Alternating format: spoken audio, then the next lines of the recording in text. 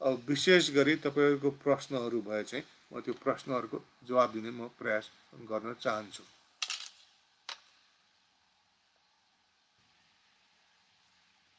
सेवारो अब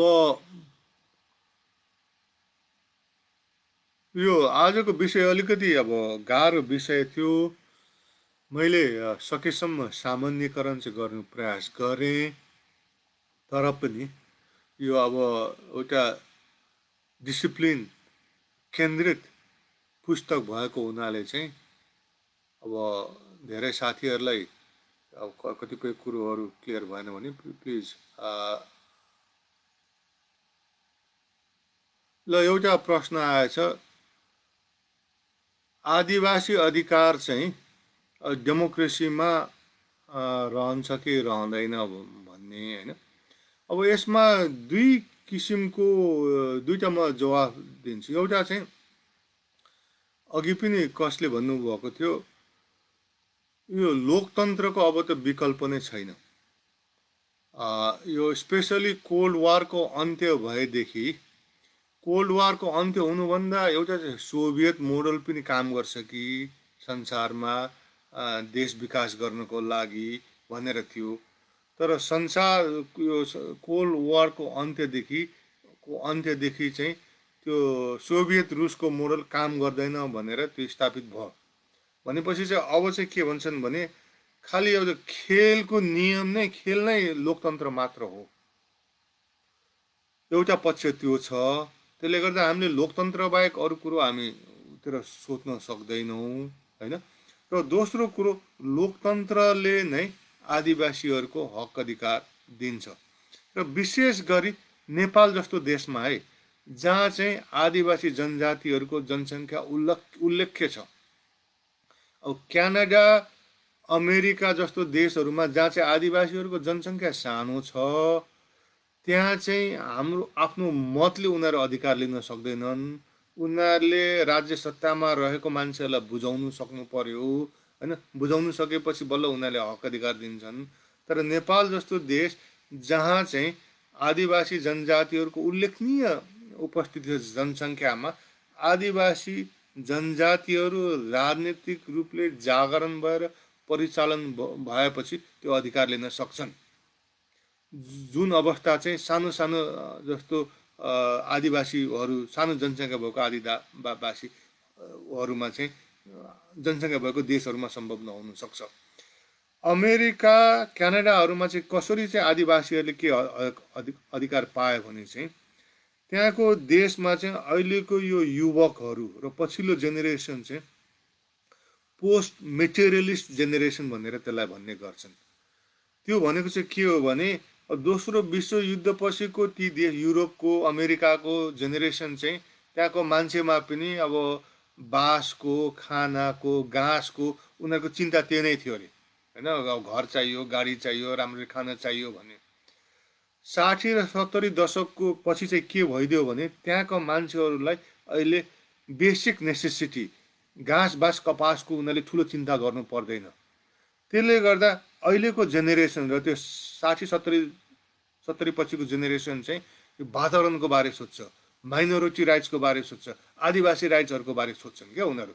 अहिले अमेरिकामा ब्ल्याक लाइभ्स म्याटरको त्यो जुलुसमा तपाईँ धेरै खैरे श्वेत वाइट युवाहरू देख्नुहुन्छ नि। किनभने उनीहरूको लागि चाहिँ सबैको समान अधिकार, ह्युमन राइट्स एकदम महत्त्वपूर्ण कुरो हो। उनीहरूले त्यसलाई भ्यालु गर्छन्। त्यसले गर्दा तपाईँ बुढाबुढी अमेरिकनहरू देख्नुहुन्न त्यहाँ आजको प्रायः जसो उसमा कम देख्नुहुन्छ। तर युथहरू असाध्यै देख्नुहुन्छ। किन त्यो पोस्ट मेटेरियलिस्ट जेनेरेसन हो। त्यसको चाहना चाहिँ मानव अधिकार, वातावरणीय अधिकार, आदि महिलाहरूको अधिकार, विभिन्न जेन्डरहरूको अधिकारकोमा चाहिँ चासो राख्छ, त्यसलाई महत्त्व दिन्छ।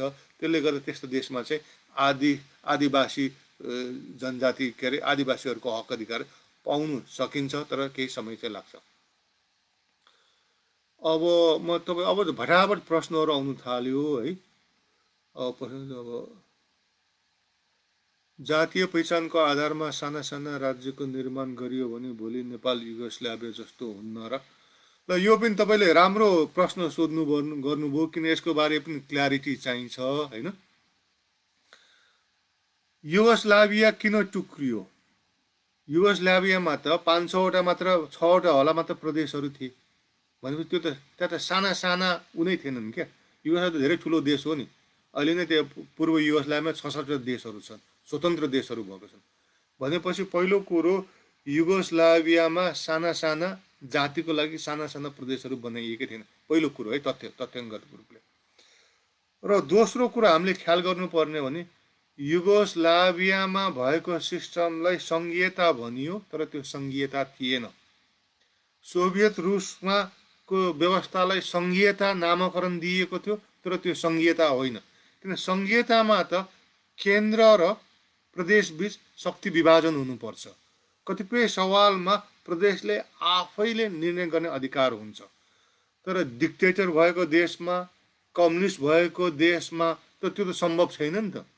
केन्द्रको त प्रदेशले त कुनै कुरामा पनि उसले काट्न सक्दैन, जबकि सङ्घीयताको सिद्धान्त नै कतिपय कुरोमा केन्द्रको रहरभन्दा प्रदेशले बाहिर गरेर गर्नु अधिकार दिएको हुन्छ। त्यसैले गर्दा सङ्घीयता स्टडी गर्ने स्कलरहरूले चाहिँ सोभियत सङ्घको, युगोस्लाभियाको, चेकोस्लोभाकियाको, अगाडिको पाकिस्तानको र कतिले अहिलेको पाकिस्तानलाई पनि भन्लान्, त्यहाँको सङ्घीयता चाहिँ नामकरणमा सङ्घीयता भनिएको छ, त्यो व्यवहारमा सङ्घीयता होइन। त्यसले गर्दा हामीले चाहिँ नामकरणलाई हेरेर मात्र पछ्याउनु हुँदैन है। जस्तो North Korea People's Democratic Republic of North Korea त्यस्तै के छ नि, डेमोक्रेटिक भन्ने छ नि, नर्थ कोरिया त डेमोक्रेटिक होइन नि त। त्यसले गर्दा नाम राख्यो भन्दैमा हामीले झुक्किनु हुँदैन। जस्तो मैले कसैले धनबहादुर भनेर नाम राख्यो भने ऊ त धनी त होइन नि त। हामी ऊ धनी हो कि होइन भने त उसँग सम्पत्ति कति छ भनेर हेर्नुपर्ने हुन्छ।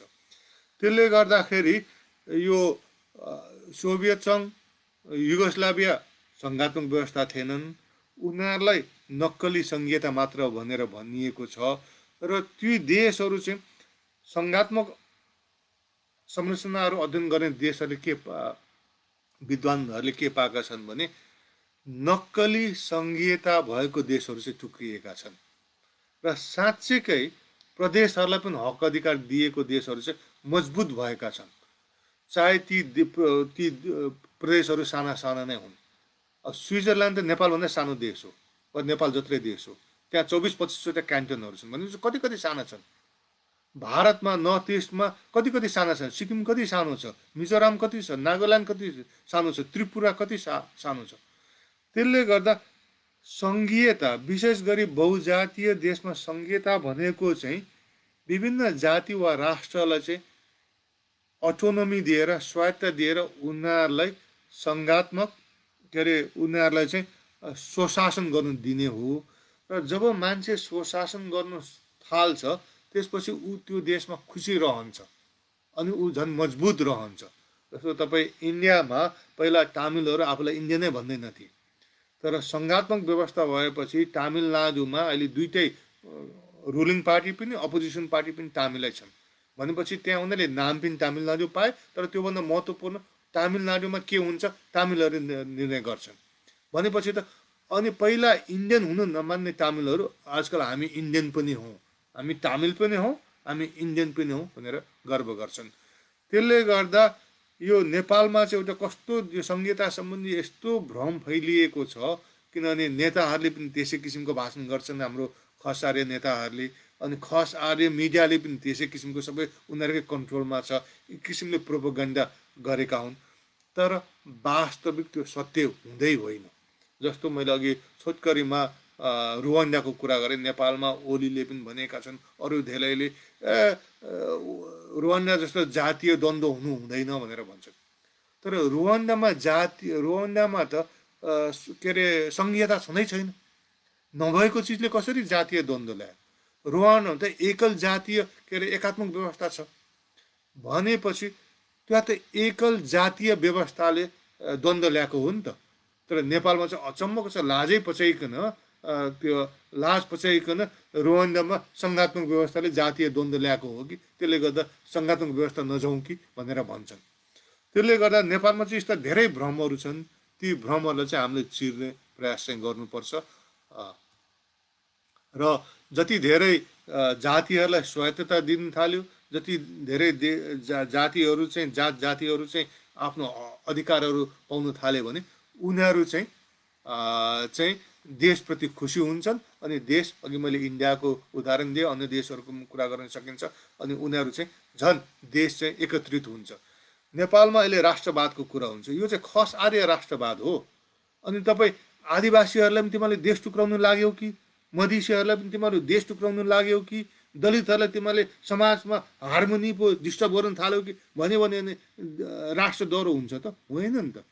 त्यसले गर्दा नेपालको यो राष्ट्र तथाकथित के साँच्चैकै खस आर्य राष्ट्रवादले चाहिँ नेपाललाई एकदम कमजोर बनाएको छ। किनभने विभिन्न जातिलाई उनीहरूले चाहिँ एक्सक्लुड गरिरहेको छ।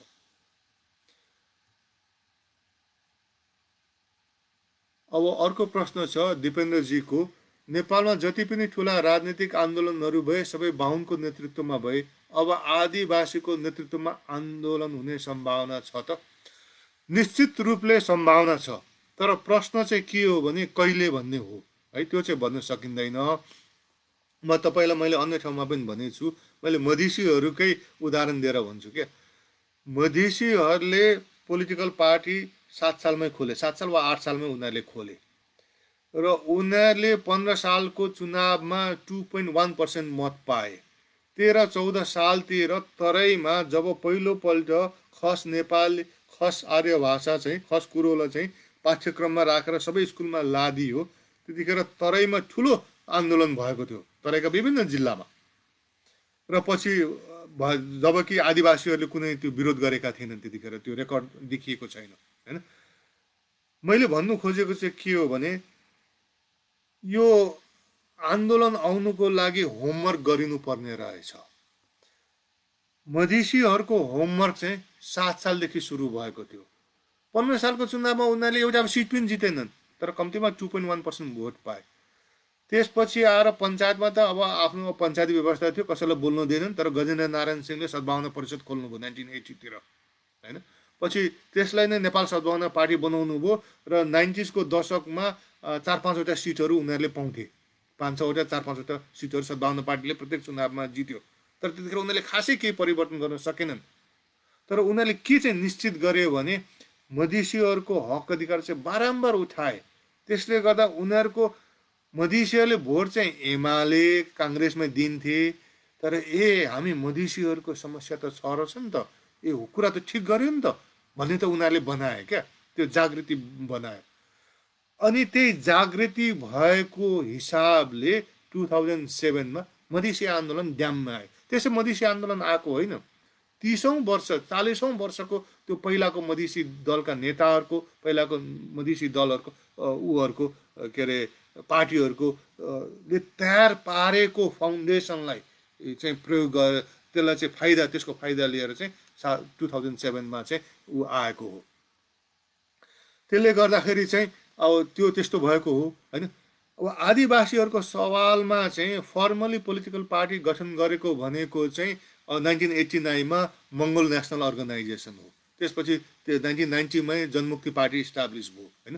त्यसपछि दलीय रूपले चाहिँ बल्ल चाहिँ आदिवासी जनजातिहरू चाहिँ मोबिलाइज हुन थालेका छन् होइन। अब अहिले त अन्य पार्टीहरू पनि आए, 2006-07 को चेन्ज पछि चाहिँ अब लिम्बुवान पार्टीहरू गठन भए, थरुवाट पार्टीहरू गठन भए, तामाङ सालिङ पार्टीहरू गठन भए, नेवा पार्टीहरू गठन भए, अब के हराए पनि होइन। तर जे भए पनि अहिले चाहिँ के पार्टीहरू छन्, उनीहरूले उल्लेखनीय सिट जित्न सकेका छैनन्, तर उनीहरूले आवाज त निरन्तर चाहिँ एक्सपोज गरिरहेका छन् नि त। हामीलाई यो समस्या भयो, हाम्रो यो समस्या सम्बोधन भएन। र आदिवासी जनजातिहरूको सवालमा चाहिँ अहिले जातीय सङ्घ संस्थाहरू पनि छन्। मधेसीहरूको सवालमा जातीय सङ्घ संस्थाहरू यसरी ठुलो भूमिका खेलेका थिएनन्, छन् अब कास्ट बेस्ड एसोसिएसनहरू थिए, तर धेरै इफेक्टिभ थिएनन्। आदिवासी जनजातिको सवालमा ती छन्। अब अहिले तपाईँहरूले एक थरीले भएको कुरो पनि कतिपयलाई त्यसलाई अब कसैले कुनैलाई एमाले क्याप्चर वा नेकपाले क्याप्चर गरे होला, कुनैले अब काङ्ग्रेसले क्याप्चर गरे होला, कुनैले कुनले क्याप्चर गरेको होला त्यो छ। तर यदि तपाईँ भोलि एउटा अपर्च्युनिटी, जसरी 2007मा मधेसीको लागि अपर्च्युनिटी आयो, भोलि त्यस्तो अपर्च्युनिटी आयो भने मलाई विश्वास छ धेरै मान्छेहरू चाहिँ उत्रिन्छन्, सडकमा उत्रिन्छन्। अब त्यो अपर्च्युनिटी कहिले आउँछ, कहिले चाहिँ आदिवासीहरू चाहिँ अब त्यो लेभलमा पुग्छन्, त्यो एउटा मिनिमम एउटा रिक्वायरमेन्ट हुन्छ नि, त्यो त्यो पुग्छ र अपर्च्युनिटी कहिले आउँछ त्यो चाहिँ यसै भन्नु सकिन्न। तर मधेसीहरूको इतिहास हेर्दा, आदिवासीहरूका आफ्नो इतिहास हेर्दा र संसारभरिको इतिहास हेर्दा र आदिवासीहरूको जनसङ्ख्या जो चाहिँ उल्लेखनीय छ, लगभग 37% छ, जबकि श्रीलङ्कामा 12-15% हुने तामिलहरूले त्यहाँ त्यत्रो ठुलो हिंसात्मक द्वन्द्व 30 वर्ष, लगभग 30 वर्षसम्म गरे। नेपालमा त त्योभन्दा ठुलो आदिवासीहरूको जनसङ्ख्या छ। खालि अब त्यसलाई मोबिलाइज गर्नु पर्यो र आदिवासीहरूमा जागरण चाहिँ आएको छ है। मैले अब यही प्रोग्रामको चर्चा गर्ने सिलसिलामा टङ्क सिलिङजीले त्यो मैले कल्चरल क्यापिटलिजमको कुरा गरेँ भनेर भन्नुभएको थियो। त्यो के हो भने चाहिँ अहिले चाहिँ नेपालमा अब के अरे लोसारको पर्वमा, लिम्बूहरूको पर्वमा, राईको, मगरको, गुरुङको पर्वमा मान्छेहरू आफ्नो लुगामा सजिने, आफ्नो नाच नाच्ने, आफ्नो क्यालेन्डर छाप्ने, जातीय संस्थाले प्रोग्राम अर्गनाइज गरेकोमा भाग लिने त्यो छ नि, त्यसले चाहिँ एउटा के भने हामीलाई धेरै मान्छेलाई आइडेन्टिटी दिनु थाल्यो क्या। हामी गुरुङहरू हौँ, हामी तमु हौँ, हामी राई हौँ, हामी लिम्बू हौँ भन्ने उनीहरूमा त्यो जागरण आयो। त्यो चाहिँ कल्चरल क्यापिटल हो, त्यो सांस्कृतिक पुँजी हो। अब आदिवासी जनजातिहरूको चाहिँ च्यालेन्ज चाहिँ के हो भने त्यो सांस्कृतिक पुँजीलाई चाहिँ राजनीतिक पुँजीमा बदल्न सक्नु पर्यो। सांस्कृतिक पुँजी नभइकन हामी राजनीतिक आन्दोलन गर्न सक्दैनौँ। किनभने एउटा लिम्बूको छोरा म लिम्बू हुँ भनेर भन्दैन भने ऊ त भोलि आन्दोलनमा आउनेवाला छैन। तर एउटा लिम्बूको छोरो म लिम्बू हुँ, मेरो च्यानहरू उत्खनन भयो भनेर उसलाई पिर लाग्छ, मेरो भाषा हरायो भनेर पिर लाग्छ, च्याब्रुङ नाच्दाखेरि ऊ खुसी हुन्छ भने त भोलि लिम्बुवानको हक अधिकार लाग्ने आन्दोलन आयो र अरू कुरा मिलेको छ भने त ऊ त उत्रिने धेरै सम्भावना हुन्छ। त्यसले गर्दा अहिले चाहिँ मैले भन्ने गरेको चाहिँ त्यसकारण त्यो आदिवासी जनजातिहरूमा चाहिँ सांस्कृतिक पुँजीहरू निर्माण भइरहेको छ। अब हामीले टार्गेट गर्नुपर्ने भने चाहिँ राजनीतिक पुँजी, त्यसलाई चाहिँ सांस्कृतिक पुँजीलाई राजनीतिक पुँजीमा रूपान्तरण गर्नु पर्यो। अब त्यो कहिले हुन्छ म भन्न सक्दिनँ, तर विभिन्न कारणले गर्दा मलाई चाहिँ त्यो आउँछ, त्यो हुन्छ जस्तो चाहिँ लाग्छ। अब अनुपजीले नेपालमा अर्को वैकल्पिक शक्ति आवश्यक छ भनेर भन्नुभएको छ, सोध्नुभएको छ। एउटा निश्चित रूपले अर्को वैकल्पिक शक्ति आवश्यक छ, किनभने अहिले अब राजनीतिक पोलिटिकल आइडियोलोजीको रूपमा कसैले कम्युनिस्ट भन्लान्, कसैले अब काङ्ग्रेस भन्लान्, कसैले के भन्लान्, त्यहाँ चाहिँ अलिकति त्यो आइडियोलोजिकली रूपले चाहिँ अलिकति के विविधता हो कि जस्तो देखिएको छ होइन। तर त्यो पनि अब नेपालको कम्युनिस्ट साँच्चैको कति कम्युनिस्ट हुन् व्यवहारमा, नाम त कम्युनिस्ट हो तर व्यवहारमा कति कम्युनिस्ट हुन् त्यो आफैमा प्रश्न गर्ने ठाउँ छ होइन। त्यसले गर्दाखेरि चाहिँ तर मैले अघि पनि भने नेपालको प्रमुख दलहरू चाहिँ खस आर्य केन्द्रित दलहरू हुन्। एमाले चाहिँ बाहुनकै पार्टी भन्दा हुन्छ। खस आर्यको दल काङ्ग्रेस पनि खस आर्यको नेतृत्व भएको हो र नेपालको दलीय व्यवस्था चाहिँ कस्तो छ भने नेताले जे गर्यो कार्यकर्ता र अन्य मिडल स्तरका नेताहरूले मान्ने चलन छ भनेपछि ती दलले ल्याएको नीतिहरू, कानुनहरू, पोलिसीहरू पनि एकल जातीय टाइपकै छन्। उनीहरूले ल्याउने भनेको संस्कृतको अहिले कुरा आइरहेछ, संस्कृत स्कुलमा लाद्ने भनेर। त्यो किन ल्यायो भने चाहिँ बाहुन नेताहरूलाई संस्कृत प्यारो छ, उनीहरूले त्यो आफ्नो सम्झिन्छन्, उनीहरूले ल्याए भनेको त्यो त एकल जातीय नीति हो नि। एकल जातीय नेतृत्व छ, त्यो एकल जातीय नेतृत्वले एकल जातीय नीतिहरू ल्याएको छ। त्यसले गर्दा नेपालमा वैकल्पिक शक्ति निश्चित रूपले जरुरत छ। र वैकल्पिक शक्तिमा पनि तपाईँहरूलाई म एउटा कुरो भन्छु है, यो मिडियाको होहल्लामा चाहिँ नलाग्नुहोस् है। मिडियाले चाहिँ अब रविन्द्र मिश्रजीहरूले हामी वैकल्पिक शक्ति भनेर भन्नुहुन्छ नि, म कसरी वैकल्पिक शक्ति, अर्को अनुवाद ल्यायो भनेर वैकल्पिक शक्ति? नभए उनीहरूको आइडियोलोजीमा के छ, आइडियोलोजी उनीहरूलाई थाहा छैन भन्छ होइन। अनि उनीहरूले खालि उनीहरूको पनि अर्को बाहुनहरूको पार्टी बनाउनु खोज्दैछ भने त्यो कसरी वैकल्पिक भयो? त्यसले गर्दा त्यो मिडियाहरूले तोकेको वैकल्पिक भनेको शक्ति वैकल्पिक नेपालमा हुँदैन। त्यसले गर्दा नेपालमा निश्चित रूपले वैकल्पिक शक्तिको जरुरत छ। अब त्यो वैकल्पिक शक्ति पनि कस्तो हुनसक्छ भने सङ्घात्मक लेभलमा एउटा वैकल्पिक शक्ति हुनसक्छ। अब त्यसको निर्माणको प्रयासमा चाहिँ अब जनता समाजवादी पार्टीहरू लागिरहेका छन् होइन। त्यहाँ सबै मधेसीलाई पनि समाहित गर्ने, आदिवासीहरूलाई पनि समाहित गर्ने, खसारहरूलाई पनि समाहित गर्ने, दलितहरूलाई पनि समाहित गर्ने प्रयासमा लागेका छन्। अनि अर्कोतिर चाहिँ अब प्रादेशिक स्तरमा पनि त्यो प्रयासहरू भएको छ। जस्तो थरुवाटरको पार्टी थियो, पार्टीहरू छ, लिम्बुवानको बेग्लै पार्टी छ होइन। अब खम्बुवानको पनि पहिला खोलेका थिए, अहिले पनि छन् होइन। त्यसले गर्दाखेरि चाहिँ अब तामाङ सालिङहरूको पहिला पनि थियो, अहिले पनि छन् होइन। कोही अब कतातिर लागे तर अहिले पनि छन्। भनेपछि नेपालमा चाहिँ वैकल्पिक शक्ति चाहिँ दुई किसिमले चाहिँ आउन सक्छ। एउटा केन्द्रीय स्तरमा वैकल्पिक शक्तिको निश्चित रूपले जरुरत छ। अर्को चाहिँ नेपालमा विभिन्न जात जातिहरू विभिन्न ठाउँमा रहेका हुनाले चाहिँ त्यो स्थानीय तवरमा वा प्रान्तीय प्रादेशिक लेभलमा वैकल्पिक शक्तिहरू आउनु चाहिँ सम्भावना छ। र मेरो विचारमा त्यो आउँछ क्या वैकल्पिक शक्ति। किन अङ्ग्रेजीमा भन्छ necessity is mother of invention क्या। आवश्यकता भयो भने त्यो जन्मिन्छ। अब काङ्ग्रेस नेकपा बाहुनहरूको पार्टी, काङ्ग्रेसले साँच्चैकै सबै जात जातिहरूलाई समेटेको नेतृत्व लेभलमा पनि, यहाँ त खालि भोट चाहिँ सबैको लिने तर नेतृत्व र नीति एउटा बनाउनु छ। काङ्ग्रेसले सबैको भइदिएको भए त्यहाँ आवश्यकता नहुनु सक्थ्यो जातिगत रूपले। तर काङ्ग्रेस पनि अब त्यहाँ केही क्षेत्रीय छन्, अब केही छन्, अब बाहुनहरू छन्, तर उनीहरूकै हेजेमनी छ। एक दुईजना मधेसीहरू छन् तर उनीहरू पनि बिस्तारै उनीहरूको पनि के अरे उनीहरू हट्दैछन् होइन। अब आदिवासी जनजातिको त काङ्ग्रेसमा पहिलादेखि नै कमजोर थियो, अहिले पनि कमजोरै अवस्था छ। त्यसले गर्दाखेरि चाहिँ अब काङ्ग्रेस पनि बन्नु सकेन, जातिगत रूपले इन्क्लुजिभ पार्टी नेकपा त हुँदै होइन। भनेपछि त त्यहाँ त ठाउँ छ, आवश्यकता छ, आवश्यकताले जन्माउँछ र जन्मिन्छ। अब को चाहिँ जन्मिन्छ त्यो चाहिँ अब ग्यारेन्टी गर्न सकिन्न होइन। अब यो जनता समाजवादी के अरे समाजवादी पार्टी पनि हुनसक्छ, वा अर्को दल पनि बढी यसले काम गरेन अर्को दल पनि आउनसक्छ। तर एउटा चाहिँ के निश्चित रूपले नेपालको सन्दर्भलाई हेरेर भन्नु सकिन्छ भने नेपालमा वैकल्पिक शक्ति चाहिँ उदाउँछ। अब भोज विक्रमजीको नेपालमा गठन भएका संयुक्त सरकारलाई सहमतीय सरकार भन्न मिल्छ कि मिल्दैन? अब त्यो चाहिँ केमा कुन अर्थमा भन्नु मिल्छ भने अघि मैले भने 10वटा चाहिँ हामीले ऊहरू हेऱ्यौँ, 10वटा के अरे संरचनाहरू पोलिटिकल इन्स्टिट्युसन्सलाई हेऱ्यौँ।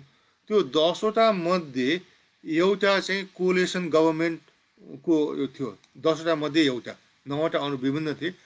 र त्यो एउटाको आधारमा चाहिँ त्यो सहमतीय सरकारतिर झुकावतिर गएको जस्तो देखिन्थ्यो। तर यदि त्यो नेपालमा सहमतीय सरकार भएको बेला अन्य पोलिटिकल इन्स्टिट्युसनले अर्कोतिर धकेलेको भए फेरि त्यसको नेट आउटकम त बेग्लै हुन्छ। त्यसले गर्दा त्यो एउटा सहमतीय सरकार भएको कोलिसन सरकार साँच्चैको फेरि इफेक्टिभ कोलिसन है। जस्तो केही वर्ष अगाडि 4 सालसम्म समाजवादी पार्टी नेकपासँग गएर कोलिसनको त्यो इफेक्टिभ कोलिसन होइन। त्यो चाहिँ त्यहाँ चाहिँ समाजवादीको कुनै कुरै बिग्दैन थियो। इफेक्टिभ कोलिसन पार्टी भएको ठाउँमा चाहिँ त्यतिखेर चाहिँ त्यो इन्डिकेटरले चाहिँ सहमतीय सरकार जनाउँथ्यो। तर अन्य इन्डिकेटरहरूले के जनाउँछन् अन्य 9ले, त्यसको आधारमा चाहिँ नेट बहुमतीय हो कि सहमतीय हो कि भन्ने चाहिँ हामीले हिसाब गर्नुपर्छ। जस्तो उदाहरण त्यतिखेर जस्तो त्यो सहमतीय सरकार भएको बेला त्यतिखेर सङ्घात्मक व्यवस्था त थिएन र त्यतिखेर अब अप्पर हाउस र लोवर हाउसको पावर पनि सबै लोवर हाउस त्यतिखेर त 2टा हाउसै थिएन होइन। भनेपछि तीले चाहिँ फेरि बहुमतीतिर देखाउँछ क्या। त्यसले गर्दा समग्रमा मेरो विचारमा त्यो संयुक्त सरकारको एउटा इन्डिकेटरले सहमतीय सरकार हो कि जस्तो देखाए पनि अन्य इन्डिकेटरले चाहिँ बहुमतीतिर लगेको थियो त्यो समयमा पनि। त्यसले गर्दा लगभग त्यतिखेर मेरो विचारमा अब सबै नाप्नै पर्छ, जाँच्नै पर्छ, बहुमतीय सरकार नै ओभरअल नेटमा बहुमतीय सरकार नै त्यतिखेर पनि भएको हुनसक्छ। अब निशुङजीको नेपालमा अब कस्तो लोकतन्त्रको आवश्यकता, समावेशिताको अभ्यास गरेको पनि 1 दशक भयो तर यो पनि काम नलाग्ने खालको छ, कृपया आधारमा आधारित समावेशको विकल्प के हुन सक्छ। अब निस्नु थिङजी, यसमा नि नेपालमा हामीले अझ पनि भन्नुपर्छ क्या, नेपालमा समावेशी भनिएको छ तर समावेशी छैन नेपालको लोकतन्त्र। खालि यो चाहिँ म अब माधव कुमार नेपालजीले मेरो नाम कुमार छ त्यसले गर्दा म ब्रह्मचारी नै हुँ भनेको जस्तो कुरो हुन्छ क्या, भन्नुभयो भने। भन्नुभएको छैन, तर कुनै पनि कुमार बिच नाम भएको मान्छेले म कुमार भएको हुनाले म ब्रह्मचारी हुँ भने जस्तै हो। यो इन्क्लुजिभ छ, इन्क्लुजन शब्द फालिँदैछ भन्दैमा नेपाल इन्क्लुजिभ भएकै छैन, नेपालको लोकतन्त्र इन्क्लुजिभ भएकै छैन। अब निश्चित रूपले थोरै मात्रामा अफर्मेटिभ एक्सन्सहरू, रिजर्भेसनहरूको व्यवस्था गरिएको छ, 40% समानुपातिकको व्यवस्था गरिएको छ, तर त्यो समानुपातिकको व्यवस्था पनि कस्तो गरिएको छ भने त्यो चाहिँ सबै नेताहरूले छान्ने होइन किसिमको छ। त्यसले गर्दाखेरि चाहिँ त्यहाँ नेताहरूले कस्तो छान्छ, आफ्नो हनुमानलाई प्रायः जसो छानेका छन् वा आफ्नो कुरा खानेलाई छानेका छन्। भनेपछि चाहिँ नेपालमा साँच्चैकै समावेशी अभ्यास भएको छैन। निश्चित रूपले पहिलाको दाँजोमा केही मात्रामा सुरु भएको चाहिँ हो, तर पनि नेपालमा साँच्चैकै समावेशी चाहिँ लोकतन्त्र आवश्यक छ। अहिलेको लोकतन्त्र समावेशी लोकतन्त्र होइन, त्यो कुरो चाहिँ हामी प्रष्ट हुनुपर्छ है। नाम दिँदैमा त्यसले त्यही काम गर्छ भन्ने चाहिँ होइन। त्यसले व्यवहारमा के हो, व्यवहारमा नेपालको लोकतन्त्र समावेशी छैन। त्यो समावेशी किन भएन भने चाहिँ यहाँ चाहिँ शक्ति सेयर गर्ने, पावर सेयरिङ गर्ने संरचनाहरू, एउटा संस्कार पनि छैन, अर्को संरचना पनि छैन। संरचना हामीले बनायौँ भने त्यो संरचनाले बिस्तारै संसारहरू बदल्न, एकैपल्ट त्यसले पनि बदल्दैन तर त्यसले बदल्न सुरु गर्छ। अघिको मैले तपाईँलाई सहमतीय जुन चाहिँ लोकतन्त्र भने त्यो पनि इन्क्लुजिभ डेमोक्रेसी नै हो। खालि अब त्यसमा चाहिँ खालि जातीय इन्क्लुजनलाई उसले फोकस गरेको छैन, तर जातीय इन्क्लुजनलाई पनि उसले एनालाइज चाहिँ गरेको छ। र त्यहाँ चाहिँ के भनेको छ भने उसले चाहिँ के पाएको छ भने विविधता भएको देशमा सहमतीय राजनीतिले बढी जनताहरूलाई सन्तुष्टि दिलाउन सक्छ भन्ने कुरोहरू चाहिँ उसले पाएको छ। त्यसले गर्दाखेरि चाहिँ नेपालमा समावेशीको विकल्प छैन र अहिले भएको शासन एकल जातीय लोकतन्त्र हो र एकल जातीय लोकतन्त्रको विकल्प भनेको नै बहुजातीय लोकतन्त्र हो र बहुजातीय लोकतन्त्र भनेको नै इन्क्लुजिभ समावेशी लोकतन्त्र हो।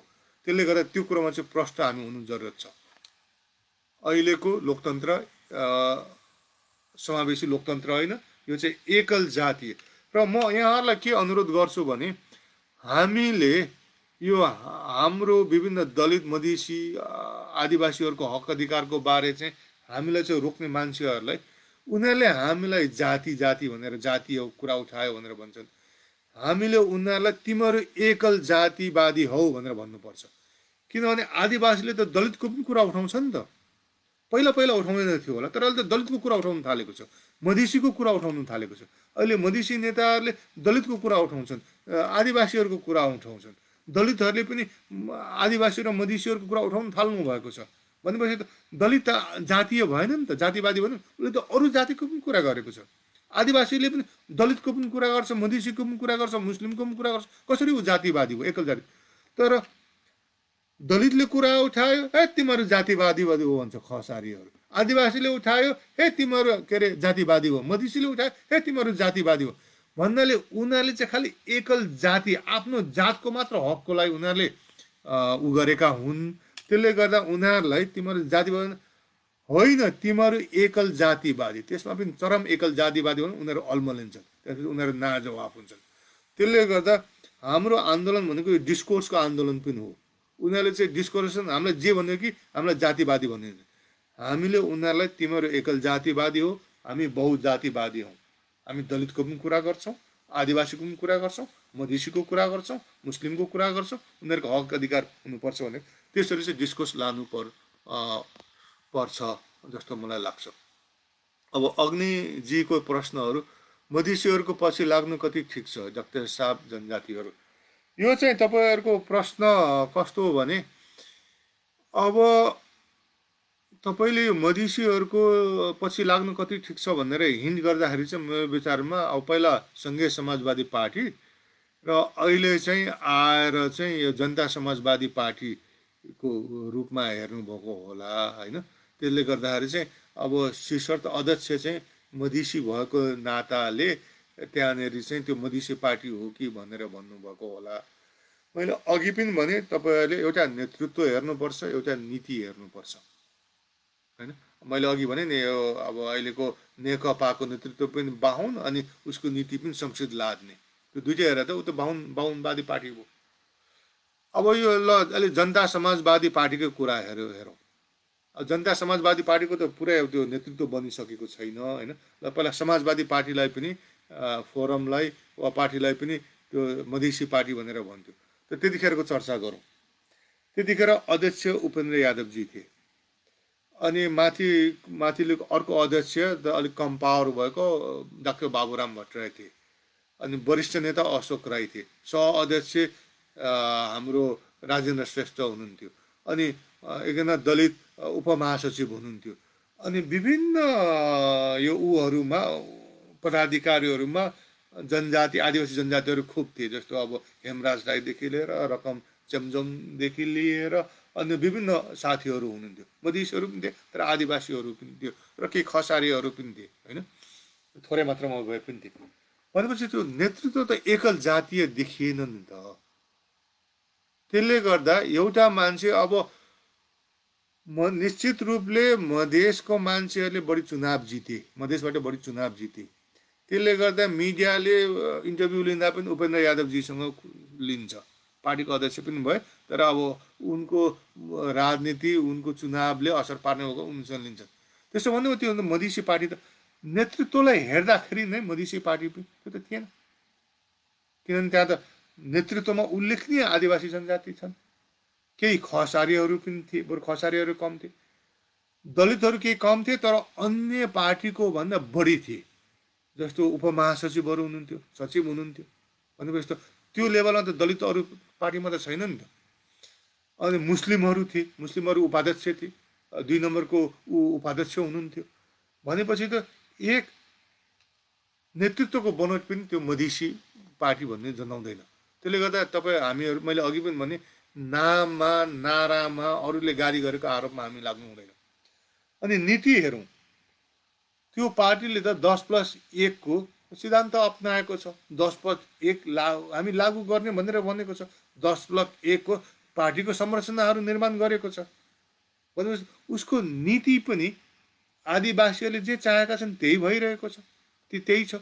भनेपछि त्यो त मधेसीहरूको पार्टी त मधेसीहरूले त मधेस पाइसके, उनीहरूलाई किन 10+1 को चासो होइन। उनीहरूले त मधेस ठुलो बनाएको हुन्छ नि त, तर पार्टीको सिद्धान्त नै 10+1 मा अडिएको छ। भनेपछि त सिद्धान्तले पनि त्यो मधेसीको पार्टी होइन, मधेसी पार्टी होइन। नेतृत्वमा पनि त्यो मधेसीहरूको चलखेल एकलौटी छैन। अझ भन्ने हो भने त्यो समाजवादी पार्टीमा त्यहाँको डकुमेन्टहरू आदि इत्यादि बढी राजेन्द्र श्रेष्ठले लेख्नुहुन्थ्यो। भनेपछि उहाँ त आदिवासी। भनेपछि तपाईँ हामीले चाहिँ खालि यो विरोधीले गाली गरेको भसमा उनीहरूलाई त वैकल्पिक शक्ति नआओस् भन्ने छ। अनि उनीहरूले त घरि हामी सबैलाई के अरे देश टुटाउनु लाग्यो भन्छन्, आदिवासीलाई घरि मधेसीलाई भन्छन्, घरि दलितलाई भन्छन्। उनीहरूले भनेकै आधारमा हामी दौड्यौँ भने त अनि हामी त दौडेको दौडै हुन्छौँ। त्यसले गर्दा तपाईँहरूले चाहिँ व्यवहारमा हेर्नु पऱ्यो क्या, कसले हाम्रो मुद्दा उठाएको छ र नेतृत्वमा हाम्रो मान्छे छन् कि छैनन्। नत्र त नेतृत्व जतिसुकै के अरे ठुलो चर्को कुरा गरोस् न, पहिला के अरे माओवादीले कस्तो चर्को कुरा गर्थ्यो, तर माओवादी सबै प्रचण्डको कन्ट्रोलमा थियो, पुष्पकमल दाहालको कन्ट्रोलमा थियो। अनि अन्ततोगत त पुष्पकमल दाहालले पनि आफ्नो जात देखाइहाले। त्यसले गर्दाखेरि त्यसको सट्टामा अहिलेको समाजवादी पार्टी र बन्दी गर्ने अब उसमा जनता समाजवादी पार्टीको नीति के हो र नेतृत्वमा उल्लेखनीय नेतृत्वमा को छन् त्यो हामीले हेर्नुपर्छ। त्यसो भएको खण्डमा त्यो मधेसी ऊहरू नै होइन, एउटा पक्ष त्यो छ, मधेसी दलै होइन। अर्को पक्ष नेपालमा मैले भनेको चाहिँ हामीले परिवर्तन गर्न सजिलो छ, हामीले इन्क्लुजिभ डेमोक्रेसी ल्याउन, समावेशी ल्याउन सजिलो छ। तर एउटै च्यालेन्ज चाहिँ हामीले पनि हाम्रो मनस्थिति चाहिँ बदल्नुपर्छ। किनभने नेपालमा त खस आर्यहरू त 31% मात्र हो नि त। तपाईँ म श्रीलङ्काको उदाहरण दिन्छु। श्रीलङ्कामा 47 बुद्धिस्टहरू त लगभग 75% जनसङ्ख्या छ। अनि त्यहाँ त तामिलहरूले बन्दुकै बोके पनि त्यहाँ त परिवर्तन गर्न सक्दैन। बन्दुक बोके लगभग 30 वर्षसम्म ठुलो द्वन्द्व भयो, तर पनि सकेनन्। किन उनीहरूको त्यो जातीय बनोटले नै उनीहरूलाई सहयोग गरेन। तर नेपालमा त खसारे 31% छ। हामी न्यूनतम अधिकारको सवालमा, हक अधिकारको सवालमा मधेसीहरू, आदिवासी जनजातिहरू, दलितहरू, मुस्लिमहरू एक ठाउँमा आउँ त नेपालमा भोलि परिवर्तन हुन्छ। आज नेपालमा सहमति के अरे लोकतन्त्र किन आएन, इन्क्लुजिभ डेमोक्रेसी किन आएन? किनभने हामी एकत्रित छैनौँ, हामी विभाजित छौँ। हामी त्यो खस आर्य नेताहरूकै झन्डा बोक्दैमा छौँ, उनीहरूको डिफेन्ड गर्नेमा एक किसिमको साथीहरू खुसी छौँ। त्यसले गर्दाखेरि मलाई के लाग्छ भने नेपालमा सहमतीय राजनीति, इन्क्लुजिभ डेमोक्रेसीको एउटा च्यालेन्ज चाहिँ हामी आदिवासीहरू, दलित र मधेसीहरूको सोचमा पनि त्यो छ, सोचले गर्दाखेरि पनि हो। तर त्यसमा पनि परिवर्तन आउँदैछ है। जस्तो कस्तो परिवर्तन आउँदैछ भने अब पहिला अब प्रोग्रेसिभ भनौँ न, प्रोग्रेसिभ ऊहरू प्रायः सो सबै एमालेको मोनोपोली थियो भनौँ न, उनीहरूको अखिलको मोनोपोली थियो। अन्यहरू काङ्ग्रेसको नेविसँगमा जान्थे होइन। अहिले तपाईँ स्कुल लेभलमा हेर्नुहोस्, एक किसिमको त्यहाँ अखिल पनि होला, नेविसङ्घ पनि होला, तर आदिवासीहरूको पनि के वा दलितको त थाहा छैन, मधेसीहरूको ऊहरू सङ्गठनहरू आउनु थालिसक्यो भनेपछि त त्यो जेनेरेसन पहिला उनीहरूको जुन युवकहरूमा मोनोपोली थियो नि नेविसङ्घ र ऊहरूको त्यो हट्न थालिसक्यो। अबको यो नयाँ जेनेरेसन जति हामी बढ्दै जान्छ नि, मेरो विचारमा हाम्रो त्यो आन्दोलनहरू अझ मजबुत हुँदै जान्छ। र मेरो आफ्नै अनुभव, मैले नेपालमा 2000मा फिल्ड वर्क गर्दाखेरि त्यतिखेर हाम्रा आदिवासीहरू प्रायः मधेसीलाई इन्डियनै भन्थे। अहिले आदिवासीहरूले मधेसीहरूलाई पनि, उनीहरू पनि नेपालका नागरिक हुन्, नेपालको सिमाना के अरे डिफेन्ड गर्ने पनि खासमा उनीहरू हुन्। नेपाली सेना त खालि काठमाडौँमा थन्केर बस्छ, पुलिसहरू गयो भने खालि लुटपिट गर्न जान्छन् वा पिट्न जान्छन् होइन, खास केही गर्दैनन्। तर साँच्चैकै सिमानाको प्रोटेक्टर त मधेसीहरू हुन् नि भनेर आज आदिवासीहरूले बुझ्न थाले। आज फेसबुक पोस्टिङहरू हेर्नुहोस्, सबैले त्यस्तो नभन्लान् तर उल्लेखनीयले भन्नु थालेका छन्। भनेपछि चाहिँ अहिले मलाई खुसी लागेको चाहिँ यो हामी लगभग 69% जनतामा को उल्लेखनीय सङ्ख्याहरू चाहिँ यो समस्या बुझ्न थालेका छन् र एकीकृत हुने चाहिँ प्रक्रिया जारी छ, भइसकेको छैन तर पहिलाको दाँजोमा बढ्दैछ। नेतृत्व लेभलमा पनि त्यो बढिरहेको छ, इन्टेलेक्चुअल लेभलमा पनि बढिरहेको छ।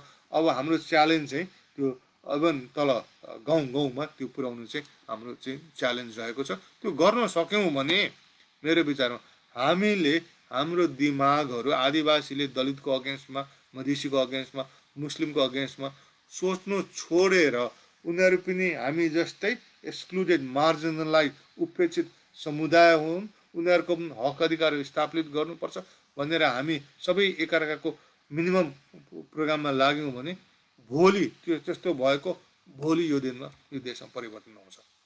तर पहिला हामी आफै पनि परिवर्तन हुनु चाहिँ पर्यो। अब अर्को छ बहुजातीय भनेको नेपालमा अहिलेको रिपब्लिक सिस्टम नै विकल्प हो त। बहुजातीय भएको नेपालमा निश्चित रूपमा यो दिगबिरी च्यानलबाट आएको छ अहिलेको रिपब्लिक सिस्टमै।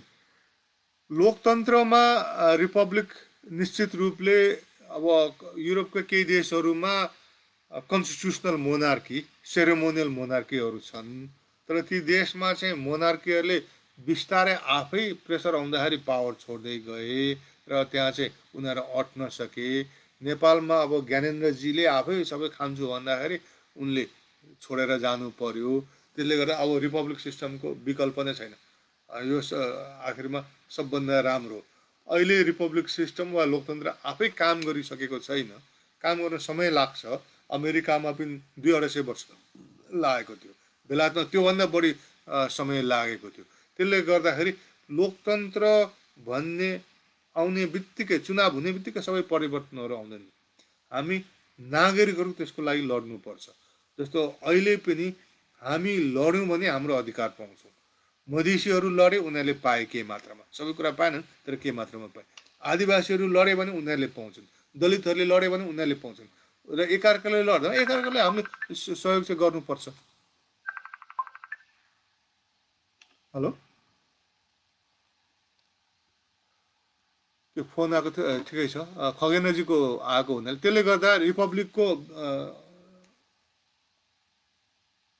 रिपब्लिकै हामी चाहिँ जरुरत छ। किनभने नेपालको राज संस्था भनेको पनि उच्च हिन्दू जातीय राज संस्था हो, र मैले चाहिँ त्यसलाई चाहिँ के भन्ने गरेको छु भने खास चाहिँ यो रिजर्भेसनको सबभन्दा नराम्रो पक्ष त्यही भनेको, एउटै परिवारलाई सधैँभरि सबभन्दा माथिल्लो पद एउटैलाई हुनु भनेको चाहिँ त्यो चाहिँ सबभन्दा गरिएको रिजर्भेसन हो र नराम्रो किसिमको।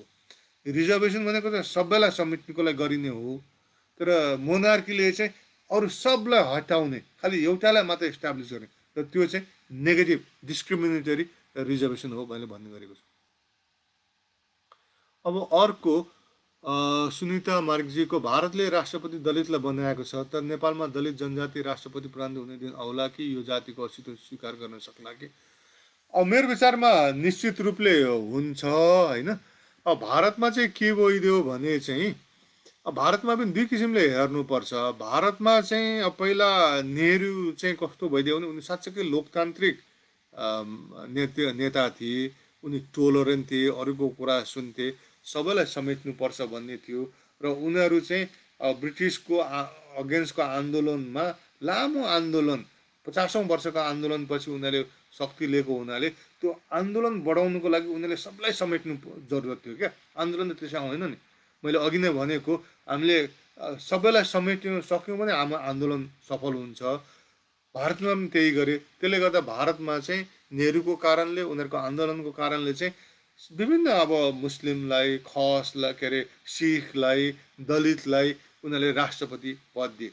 राष्ट्रपति पद आफै पावरफुल पद होइन, तर त्यसले आफै चेन्ज ल्याउने छैन, तर कम्तीमा सिम्बोलिक रूपले पनि उनीहरूले स्वीकारे। कम्तीमा पनि सिम्बोलिक इस्युले पनि कहिले कहिले थोरै रूपमा भए पनि काम गर्छ। नेपालमा मेरो विचारमा सकिन्छ, तर त्यसको लागि यो उनीहरूले दिनेवाला छैनन्। किनभने हाम्रो नेतृत्व गर्ने जाति चाहिँ मलाई अचम्म लाग्छ, अत्यन्तै लोभी क्या।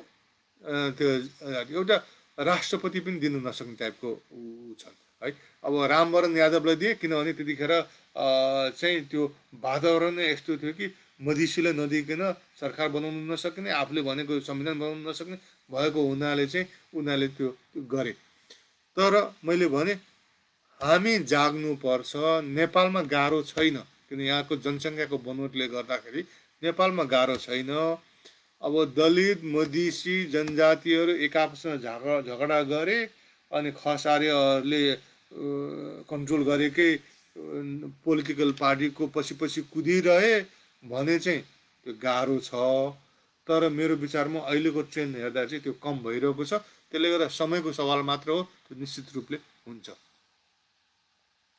अब इन्सिङ वोनेम हङयङजीको, मूलवासी 80% छ, लोकतन्त्र नेपालको लागि घातक छैन, बिस्तारै बिस्तारै आउँछ, बहुसङ्ख्यक मूलवासी भूमिपुत्र हुन् नेपाली जनताहरू। अब यो उहाँको प्रश्न भएन, उहाँले पनि अब उहाँको यही मैले पढेर सुनाएँ, तपाईँहरूले सुनिहाल्नुभयो। अब यसमा अब मूलवासी भनेर अब कसलाई अब ऊ गर्ने हो होइन। अब र उहाँहरूको क्लिपहरू सुन्दाखेरि अब दलितलाई पनि मूलवासी भनेर भन्नुभएको छ। अनि त्यो 80% पुग्नुको लागि त अब मधेसीहरू पनि मूलवासी हुनु पर्यो।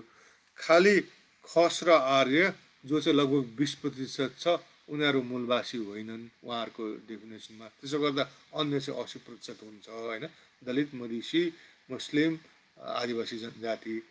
अब त्यो त आफ्नो हिसाब गर्ने तरिका हो। अब उहाँले चाहिँ त्यसरी गर्नुभएको रहेछ। अब गोविन्द छन्त्यालजीले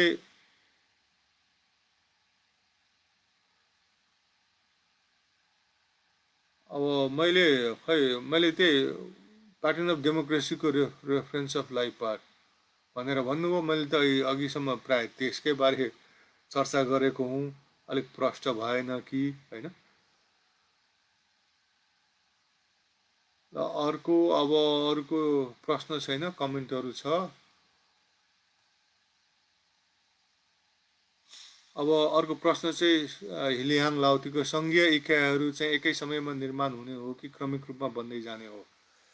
यो चाहिँ अब क्रमिक रूपमा बन्दै जाने हो होइन, किनभने कुनै पनि देशको अवस्था सधैँभरि एउटै रहँदैन। त्यो अवस्था परिवर्तन भएअनुसारै सङ्घीय इकाइहरू पनि परिवर्तन हुन्छन्।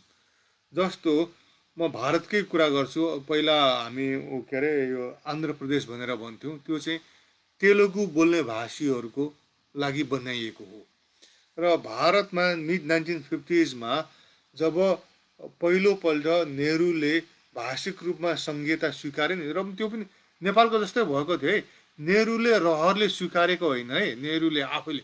नेहरू पनि यो भाषाको आधारमा यो पुरानो हो, यो यस्तो कुरोहरूमा लाग्नुहुन्न, हामी विकसित गर्नुपर्छ भन्ने मान्यता भएका।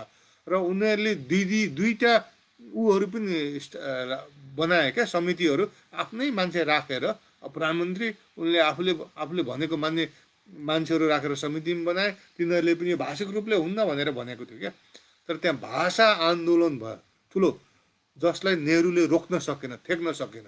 र नेहरूमा के मात्रामा अब लोकतान्त्रिक विचार, अब जनताहरू यति धेरै जनताहरू नागरिकहरू त्यो चाहन्छन् भने म को हुँ र यो जनताको चाहना रोक्न सक्ने? अब जनता सडकमा उत्रेर देखाइहाल्यो उनीहरूको चाहना भनेर उसले आफूलाई ठिक नलागे पनि उसले स्वीकार्यो। र स्वीकारेपछि भाषिक रूपले विभाजन गर्दाखेरि त्यतिखेर त्यो मद्रास भन्ने राज्यमा अब आन्ध्र बोल्नेहरू पनि थिए होइन। र नेहरूले चाहिँ के गर्यो भने त्यतिखेर चाहिँ अब तेलुगु बोल्नेहरूको चाहिँ आन्ध्र प्रदेश बनाइदिए, तामिल बोल्नेहरूको लागि तामिलनाडु बनाइदिए। तर पछि आन्ध्र प्रदेश बनेपछि के भइदियो भने आन्ध्र प्रदेशमा त्यो कोस्टल एरियाको कि समुद्री तटको मान्छेहरूको बोलवाला, अनि शासन पनि उनीहरू नै गर्ने, इकोनोमी पनि उनीहरूले नै कन्ट्रोल गर्ने। त्यसपछि उनीहरू एउटै भाषी थिए।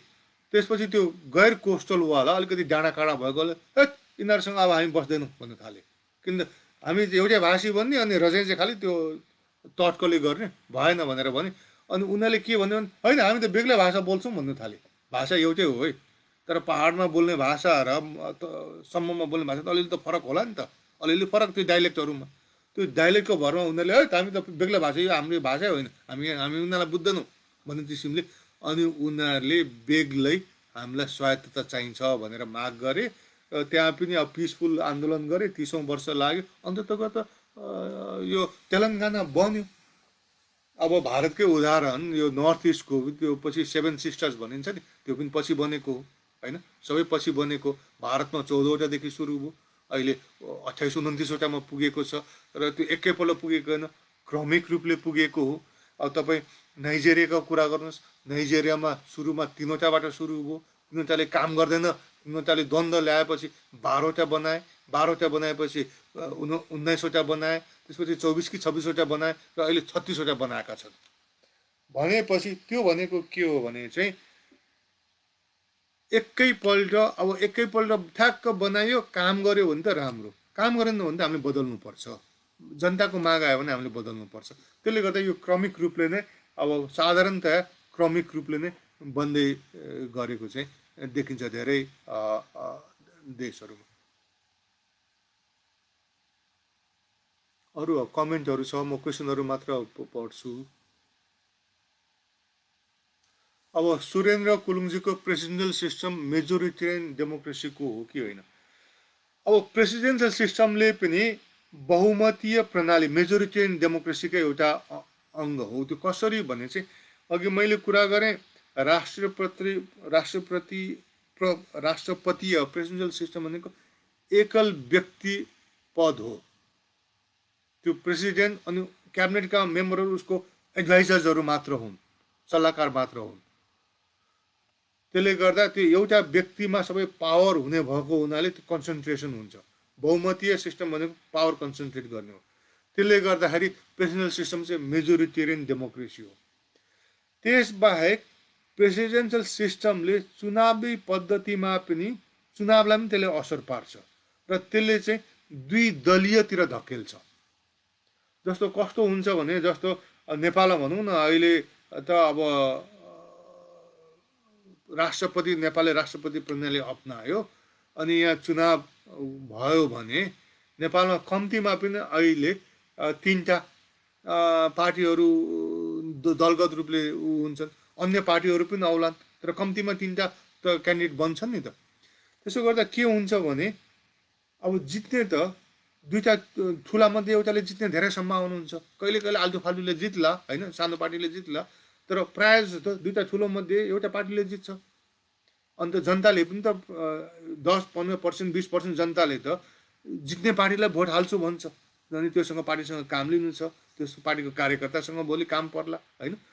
त्यसो भएपछि अनि बिचको जनताहरूले पनि जित्ने पार्टीलाई, दुईटा मध्ये एउटा पार्टीलाई भोट दिन थाल्छन् भनेपछि अनि बिस्तारै त्यो सिस्टम चाहिँ प्रेसिडेन्सियल सिस्टमले चाहिँ दुई पार्टी, दुई दलीय व्यवस्थातिर उसले धकेल्छ। उसले आफैले पुर्याउनु नसक्ला, तर उसको असर चाहिँ दुई दलीय बनाउनुतिर निर्माण गर्छ। त्यसले गर्दा चाहिँ यो विभिन्न कारणले गर्दाखेरि चाहिँ यो राष्ट्रपति प्रणाली चाहिँ बहुमतीय संरचनाकै एउटा भाग हो भनेर लाइपाटले पनि, लिचपाटले पनि भनेका छन्। मेरो विचारमा पनि त्यही नै हो। अब सुरेन्द्र कुलुङजीकै 7 indicators लाइपाट टु सो स्लोली वर्क।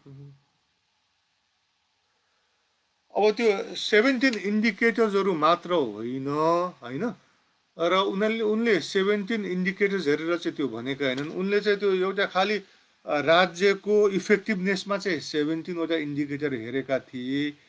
पछि अनि अब अन्य हेर्दाखेरि चाहिँ उनले अरू विभिन्न इन्डिकेटरहरू, अरू अन्य थप इन्डिकेटरहरू हेरेका छन्। लगभग उनले 30वटा इन्डिकेटरहरू जति, मैले एक्ज्याक्ट गनेको त छुइनँ, लगभग 30वटा जति इन्डिकेटरहरू होला। त्यो हेरेर चाहिँ कुन चाहिँ सिस्टमले राम्रो काम गर्छ भनेर उनले हेरेका हुन् होइन। र उनले डेमोक्रेसी, कन्सेसन डेमोक्रेसी मुभ गर्यो भने चाहिँ त्यो इन्डिकेटरबाट हेरेर भनेका होइनन् कि उनले त्यो 10वटा जुन तपाईँहरूले, हामीले सुरुमा संरचनाहरू हेऱ्यौँ नि, पोलिटिकल इन्स्टिट्युसन्सहरू, त्यो इन्स्टिट्युसन्सहरूको कसरी परिवर्तनहरू विभिन्न देशमा कस्तो किसिमको इन्स्टिट्युसनल रिफर्महरू भइरहेका छन् भन्ने किसिमले चाहिँ त्यो चाहिँ हेरेको आधारमा उहाँले भन्नुभएको हो। जस्तो मैले अघि पनि भने, अब बेलायतमा पनि पहिला मेजोरिटेरियन डेमोक्रेसीको रोल मोडल बेलायत, अहिले त्यो मोडल उसले बिस्तारै छोड्दैछ। किनभने स्कटल्यान्डमा पार्लियामेन्ट छ, वेल्समा छ, अनि अन्य अधिकारहरू दिएको छ होइन। अनि पार्टी सिस्टम पनि दुई पार्टीभन्दा अहिले स्कटिस नेसनलिस्ट पार्टीले पनि उल्लेख्य सिट जित्छ, लिबरल डेमोक्रेटिक पार्टीले पनि केही मात्रामा सिट जित्छ होइन। अझ त्यहाँ प्रोपोर्सनल रिप्रेजेन्टेटिभ सिस्टम ठुलो माग थियो, त्यो आयो भने झन् चाँडो त्यो चाहिँ सहमतितिर जान्छ दलीय अवस्था। अहिलेसम्म छेकेको त्यहाँ चाहिँ यो प्रत्यक्ष निर्वाचन प्रणालीले हो। अब त्यस्तै न्युजिल्यान्डको कुरा, बेल्जियमको कुरो, इभन तपाईँ नेपालकै कुरा गर्नु सक्नुहुन्छ होइन। इभन भारतको तपाईँ कुरा गर्नु सक्नुहुन्छ। भारतमा पनि त बढी उहरू के अरे प्रदेशहरू बने, अनि प्रदेशहरूलाई बढी अधिकारहरू दिइएको छ।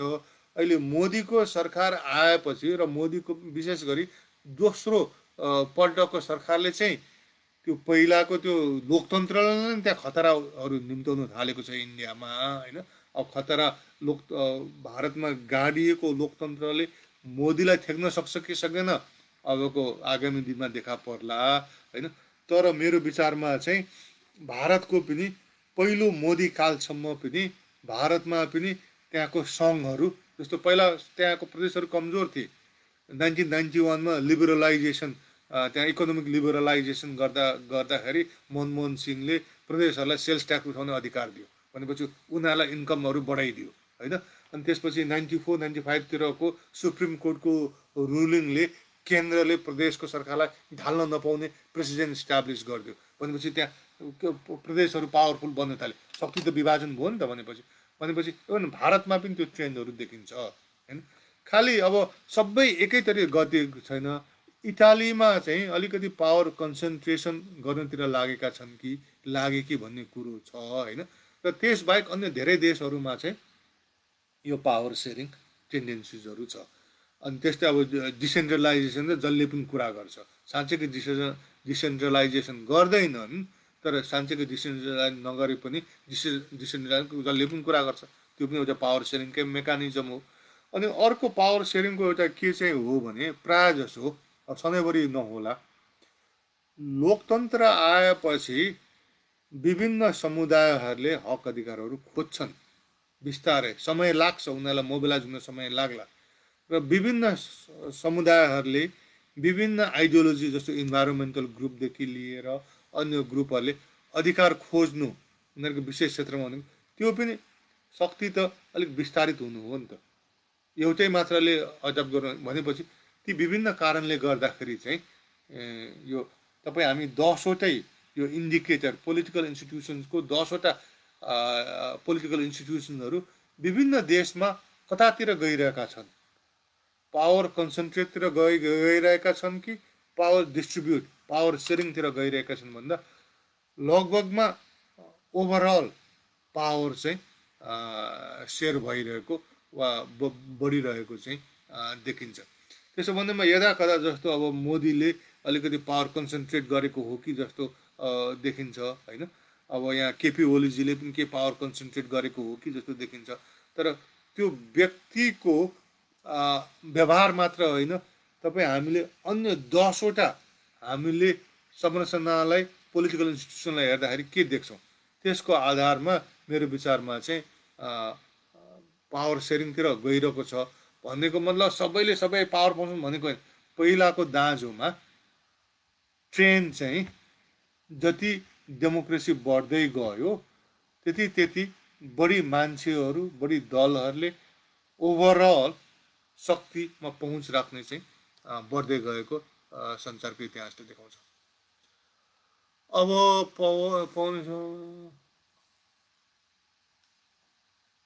ठिकै छ, उहाँको कमेन्ट रहेछ, धन्यवाद। अर्को राजकुमारजीको पनि अब अलिकति कडा विचार आयो, प्रश्न चाहिँ छैन।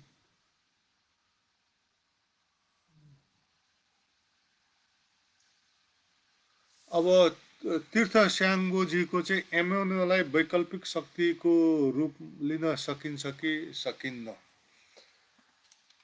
अब मलाई एमएनओको बारे धेरै थाहा छैन। मलाई एमएनओको मेरो ज्ञान भनेको सुजन ह्याङ्गनको त्यो डेमोक्रेसी एट द मार्जिन्स भन्ने किताब र उनको डेजर्टेसन, उनको पिएचडी डेजर्टेसन जसमा आधारित त्यो किताब हो। त्यसको आधारमा मैले अलिक के मलाई थाहा छ। त्यसबाहेक अब युट्युबमा कहिले आउने आदि इत्यादि पोस्टहरू, फेसबुकको पोस्टहरूको ज्ञान छ। र त्यसको भरमा भन्नु पर्दाखेरि मलाई चाहिँ एमएनओले एउटा चाहिँ एमएनओको कमजोरी चाहिँ मलाई के जस्तो लागेको छ भने अहिले नेपालमा देखा परेको विशेष गरी यो 1990को सन् 48 सालको परिवर्तनपछि चाहिँ विभिन्न समुदायहरूले आफ्नो जातीय पहिचानहरू खोजिरहेको, आफ्नो जातीय इतिहासहरू खोजिरहेको र त्यसमा गर्व गरिरहेको एउटा छ। तर एमएनओले सबैलाई मङ्गोलको पहिचान मात्र दिन्छ। उनीहरूले अब लिम्बूको पहिचान, राईको पहिचान, गुरुङको पहिचान, तमुको पहिचान, दलितको पहिचानले दिनु खोजेको जस्तो मलाई लागेन। तर यहाँको नेपाली जनताले चाहिँ म नेपाली पनि हुँ, म लिम्बू पनि हुँ। कसैले म किराँती पनि हुँ, म लिम्बू पनि हुँ, किराँती पनि हुँ भन्नु होला होइन। त्यस किसिमको विभिन्न पहिचानहरू उनीहरूले मङ्गोलको पनि पहिचान हामी मङ्गोलियन पनि भन्लान्, तर उसले लिम्बू पहिचान छोड्नु चाहेको छैन, गुरुङको पहिचान छोड्नु चाहेको छैन। एमोनोले चाहिँ त्यो पहिचानलाई चाहिँ स्वीकार्न सकिएको देखिँदैन। र त्यसै गर्दाखेरि होला मैले पनि अघि भने यो आदिवासी जनजाति पार्टीहरूमा फर्मली सबभन्दा पहिला इस्टाब्लिस गरेको पार्टी एमएनओ हो। सायद त्यही कारणले पनि होला कि एमएनओ जति रूपले विस्तार हुनु, अरू पनि कारण होला होइन, तर एउटा कारण त्यो पनि हुनसक्छ। जबसम्म तपाईँ नागरिकको आकाङ्क्षाहरूलाई पनि तपाईँ समेट्नुहुन्न, त्यसलाई पनि सम्बोधन गर्नुहुन्न, तबसम्म तपाईँ उहाँहरूको सबैलाई आकर्षण गर्न सक्नुहुन्न। त्यसले गर्दाखेरि चाहिँ मलाई चाहिँ अब एमएनओले आफ्नो योजनाहरू नीतिहरू सम्बोधन नगरेको खण्डमा आदिवासी जनजाति नागरिकहरूलाई नै आकर्षण गर्न के मात्रामा गाह्रो छ कि जस्तो चाहिँ मलाई लाग्छ। अब निश्चित रूपले केहीलाई चाहिँ आकर्षण गर्नुहुन्छ। अब सुजन ह्याङ्गनकै किताबमा उहाँले के लेख्नुभएको छ भने पहिला इलाम र झापामा केन्द्रित एमएनओ गोपाल गुरुङको टाइममा पछिल्लो समय आएर चाहिँ अब काठमाडौँ वरिपरिको जिल्लाहरूमा र विशेष गरी के युवकहरूमा चाहिँ त्यो सङ्गठनहरू खोलिएको उहाँले पाउनुभयो। त्यसको आधारमा अब विस्तृत चाहिँ एउटा युथहरूमा बढेको देखिन्छ, तर अब त्यो सङ्ख्यात्मक रूपले कति वृद्धि भयो त्यो हेर्नुपर्ने हुन्छ होइन। र जति चाहिँ एमएनओ भन्दा इस्टाब्लिस पछि भएका पार्टीहरू वृद्धि भए, आदिवासी जनजातिको नेतृत्व गर्छु भन्ने पार्टीहरू वृद्धि भए, ती पार्टीहरू चाहिँ अब को मतहरू चाहिँ बढी आएको सन्दर्भमा र त्यस्ता पार्टीहरू चाहिँ जस्तो लिम्बुवान मञ्चदेखि लिएर तामाङ छालिङ पार्टीदेखि लिएर नेपाल राष्ट्रिय पार्टी, थरवर्ड भनेर थरवर्डकै नामकरण आदि गरेर खम्बुवान भनेर नामकरण गरेर आएको हुनाले र उनीहरूले उल्लेखनीय मत पाएको हुनाले नेपाली आदिवासी जनजाति विशेष गरी आदिवासी जनजातिहरूको चाहनालाई चाहिँ एमएनओले उचित रूपले मूल्याङ्कन र पक्रन नसकेको हो कि जस्तो लाग्छ। यदि त्यो सत्य हो भने वैकल्पिक शक्तिको रूपमा मेरो विचारमा त्यो परिवर्तन नगरिकन सम्भावनाहरू कम छ उसको नीतिहरू। अब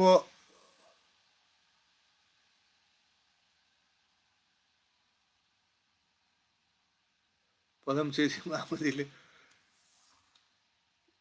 अब उहाँले मैले फिल्डमा आउनु पर्यो भन्दै हुनुहुन्छ। म फिल्डमा आउँदैछु, यो हल्ला मात्र गरेको होइन होइन, हल्ला पनि एउटा हल्ला पनि चाहिन्छ है, हल्ला पनि चाहिन्छ।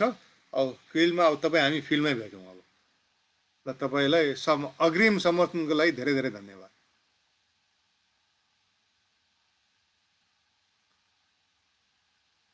ल पुष्पेन्द्र खड्काजीले पनि अब पदमचेजी महाबुजीको कुरा चित्त बुझ्यो भन्नुभयो, उहाँले पनि समर्थन गर्छु भन्नुभएको होला, तपाईँलाई पनि अग्रिम धन्यवाद।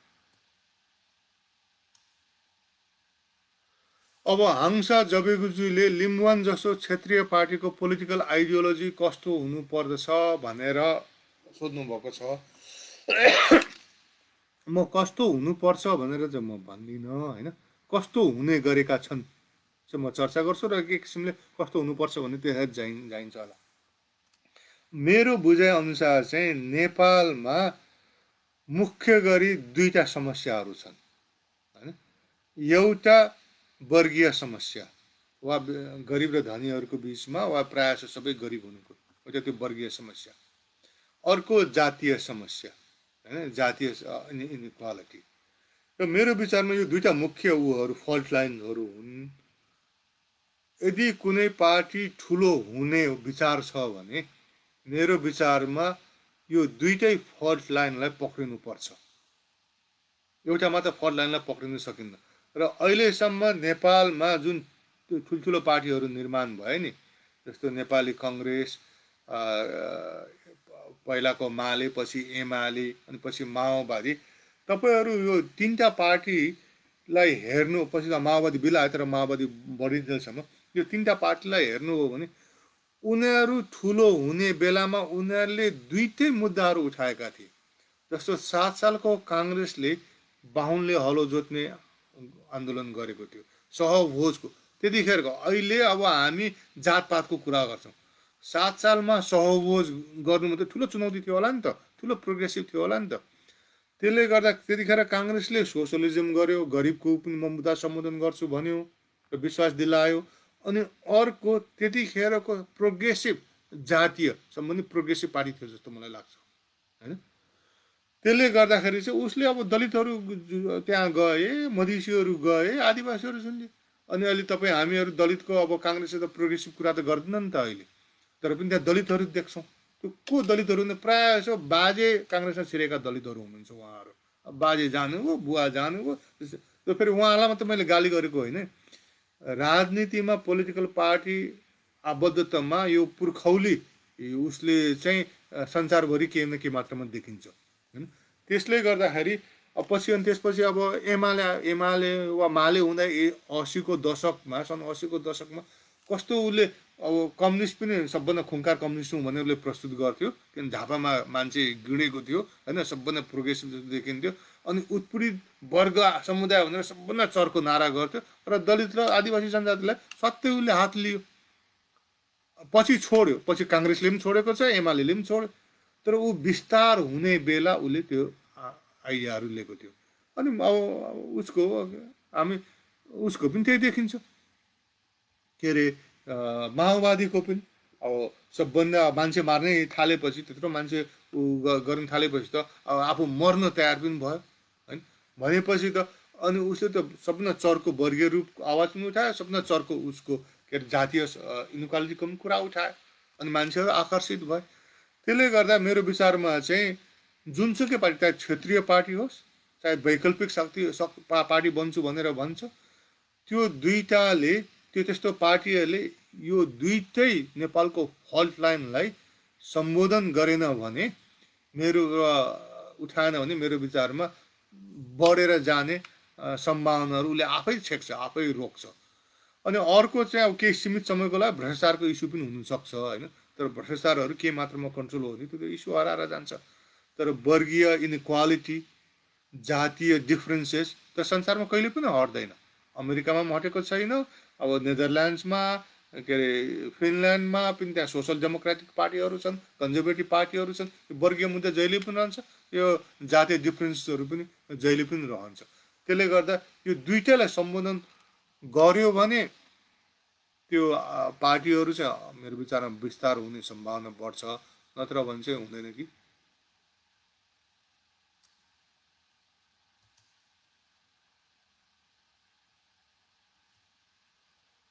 एकजना साथीले हामी शिशिरजीले पदमजीलाई जवाब दिनुभएको रहेछ। शिशिरजीले धन्यवाद, तर म पदमजीलाई पनि धन्यवादै दिन्छु। टेक गुरुङजीको आहुतिजीले जातिवाद नै नेपालको मुख्य समस्या हो भन्नुभएको छ। डाक्टर साहब पनि त्यसमा सहमति राख्नुहुन्छ भन्ने प्रश्न छ। मधेसीहरूभित्र पनि जातिवादको पाटोबारी के भन्न सकिने अवस्था, यसले समावेशी लोकतन्त्रको लागि के प्रभाव पार्न सक्ला? अब यो जात भनेको चाहिँ अब यहाँ जात र जातिवादीमा हामीले दुईटा कुरो चाहिँ अलिकति छुट्यौँ है। जस्तो एउटा वर्णाश्रममा आधारित जात, त्यसले चाहिँ भर्टिकली ठुलो र माथि, अब बाहुनहरू, ब्राह्मणहरू प्योर, सबभन्दा प्योर ठुलो, दलितहरू, नेपालमा त दलित मात्र भन्छ, इन्डियामा त चाहिँ 5औं क्याटेगोरी छ, उनीहरू चाहिँ सबभन्दा शूद्रहरू, सबभन्दा तल भनेर भन्छन्, होइन? त्यो चाहिँ भर्टिकली त्यो इनइक्वालिटी हो, होइन? अब हामी राई, लिम्बू, गुरुङ, मगरहरू, अब कुमाल, बरामहरू चाहिँ म राईभन्दा, लिम्बू राईभन्दा ठुलो भनेर उसले कहिले क्लेम पनि गरेन। हामी फरक हौँ, हराइजन्टल डिफ्रेन्स, होइन? त्यसले गर्दा त्यो हराइजन्टल डिफ्रेन्सको कुरा गर्छ। त्यसमा त्यो चाहिँ हामी जनाएको हुनुपर्छ। र आहुतिजी र मैले भनेको कुरो अब लगभग एउटै लाइनको हो, होइन? तर अब त्यहाँ प्रश्न के हुनु, तपाईँले मधेसीको बारे यो प्रश्न उठाउनु भएको हुनाले मैले यो भन्नु खोजेको चाहिँ, मधेसी भन्ने पहिचान कस्तो भयो भने मधेसीहरू बिचमा त्यहाँ भर्टिकल डिफ्रेन्स पनि छ, किनभने हिन्दूहरू बिचमा त्यो भर्टिकल डिफ्रेन्स छ, होइन? अब कोही त्यहाँ पनि ब्राह्मण छन्, ठाकुर छन्, होइन? यादव छन्, अरू दलितहरू छन्। त्यहाँ चाहिँ इन्डियाको जस्तै 4वटा वर्णाश्रम, त्यसपछि 4वटा भन्दा पनि तल पनि 5औं ऊ छ। तर त्यहाँ हराइजेन्टल पनि छ, मुस्लिमहरू पनि छन् होइन, के किसिमको तराईका आदिवासीहरूले पनि हामीलाई मधेसी भनेर मधेसी पार्टीमा पनि लाग्नुभएको छ, भोट पनि हाल्नु भएको छ भनेपछि त्यो मुस्लिम हिन्दूहरू बिचमा भएको विभिन्न भाषीहरूको बिचमा भएको मैथली आदि त्यसले हराइजेन्टल डिफ्रेन्स देखाउँछ। मैथली, भोजपुरी, ओबदी, बज्जिका के भन्छ त्यो। तर इन्ट्रेस्टिङ कुरो म तपाईँहरूलाई यो के भन्छु भने त्यो सबै हामीमा भर पर्छ भन्ने चाहिँ मधेसीहरूको आन्दोलनले देखाउँछ क्या। मधेसीहरूमा भर्टिकल डिफ्रेन्स पनि छ, हराइजेन्टल डिफ्रेन्स पनि छन्, तर उनीहरू सबैले हामी मधेसी हौँ भनेपछि अनि सबै आइडेन्टिफाई गरे, सबै सडकमा उत्रिए। ए म मुस्लिम छुट्टै हुँ मात्र भनेर बसेको भए, ए म यादव छुट्टै हुँ मात्र भनेको बसेको भए, या एउटा यादवले ल सडक आउनु पर्यो भन्दा मुस्लिम जाएन थियो होला होइन, एउटा मैथलीले सडकमा आउनु पर्यो भन्दाखेरि अर्को के अरे अवधि जाँदैन थियो होला। तर उनीहरूले त्यो आफ्नो डिफ्रेन्सेसको बावजुद पनि हामी मधेसी हौँ भने उनीहरूले आइडेन्टिटी निर्माण गरे। अनि त्यसपछि आइडेन्टिटी निर्माण गरेपछि त्यो कल्चरल क्यापिटल मैले कुरा गरेँ नि, त्यो आइडेन्टिटी निर्माण गरे अनि त्यो उनीहरूले त्यसलाई राजनीतिक शक्तिको रूपमा रूपान्तरण गरे। र यसमा म साथीहरूलाई के भन्छु भने त्यसकारण आइडेन्टिटी केही हदसम्म निर्माण गर्न सकिन्छ। किन मधेसी भने त पहिला त बेग्लै जाति त होइन नि। तपाईँ इन्डियामै नेपालको तराईको दक्षिणपट्टि, मधेसको दक्षिणपट्टि गएर हेर्नुहोस्, त्यहाँ यादव छ, त्यहाँ मुस्लिम छ, त्यहाँ ठाकुर छ, त्यहाँ ब्राह्मण छ, त्यहाँ के अरे अन्य यो लालहरू छन्, अन्य ऊहरू छन्। इन्डियामा उनीहरूले आफूलाई मधेसी नै भन्दैनन्।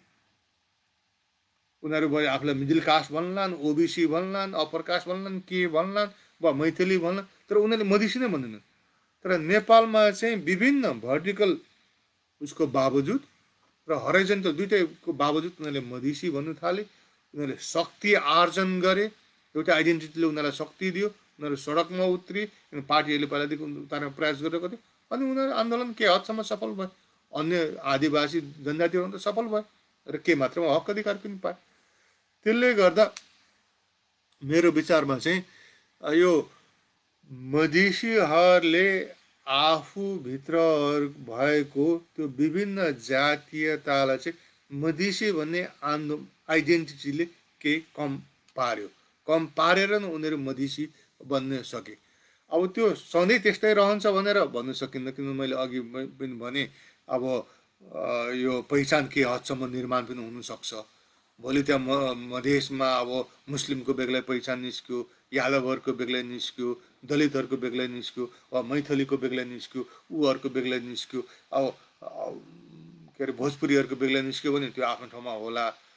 त्यो चाहिँ अब अहिले मधेस केन्द्रित दलहरूको नीति कस्तो हुन्छ त्यसमा भर पर्छ।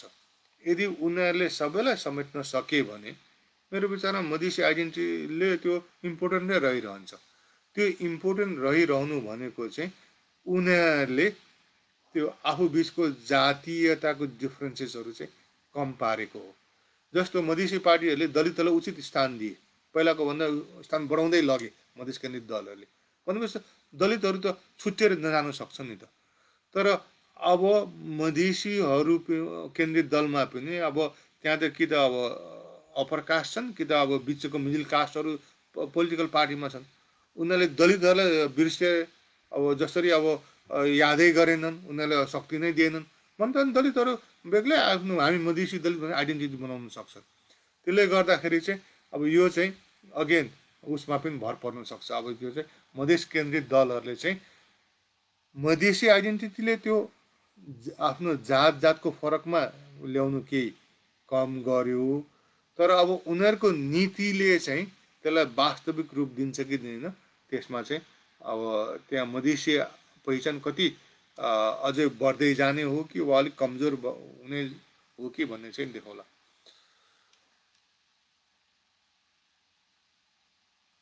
अब राज राणाजीको चाहिँ अब ड्रास्टिक रूपमा चाहिँ कसरी हाम्रो इस्युजहरू अब अवेर देशभरि चाहिँ अवेर गर्ने भन्ने कुरो छ। अब यो मेरो विचारमा चाहिँ अब यो हामी मेहनत गरिरहनु पर्छ। अब ड्रास्टिक रूपले चाहिँ हुन्छ कि हुँदैन भनेर अब कसरी भन्न अब ऊ छ होइन। त्यसमा चाहिँ म तपाईँहरूलाई अब ड्रास्टिक रूपले भयो भएन भन्ने चाहिँ अब म ऊ गर्न सक्दिनँ।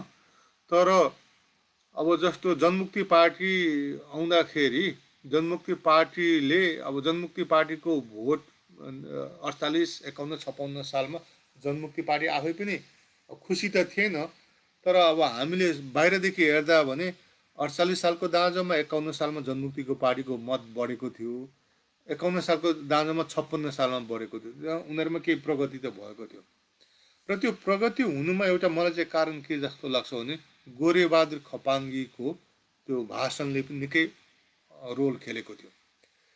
त्यो भाषण भनेको के हो भने चाहिँ एक किसिमको आकर्षक भाषण वा आकर्षक मेसेजिङ गर्नु सक्नु पर्यो। मैले हाम्रो आदिवासी नेताहरूमा त्यस्तो आकर्षक रूपले आफ्नो कुरोहरू लगिरहेको चाहिँ मैले कम पाएको छु है। त्यसले गर्दा अब यो कतिपय हाम्रो चाहिँ यो डिस्कोर्स चाहिँ के छ भने अहिले चाहिँ अब यो मिडिया र बाहुनवादी नेताहरूले हामीलाई जातिवादी बनाइदिए अनि हाम्रै मान्छेले हामी जातिवादी कुरा गरेको सम्झिन्छन् क्या।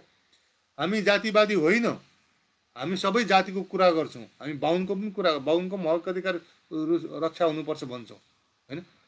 तर हामी चाहिँ जातिवादी, अनि बाहुन जसले आफ्नो मात्र जातको कुरा गर्छ, उसको इन्ट्रेस्टको मात्र निम्ति भन्छ, ऊ चाहिँ जातिवादी होइन।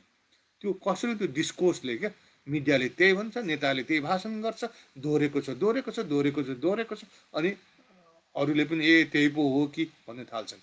त्यसले गर्दाखेरि मेरो विचारमा चाहिँ मैले हाम्रो आदिवासी जनजातिहरूको सवालमा र के हदसम्म दलितको सवालमा पनि एउटा के देखेँ भने यस किसिमको एउटा प्रभावकारी मेसेजिङ चाहिँ एकदम कम भएको छ।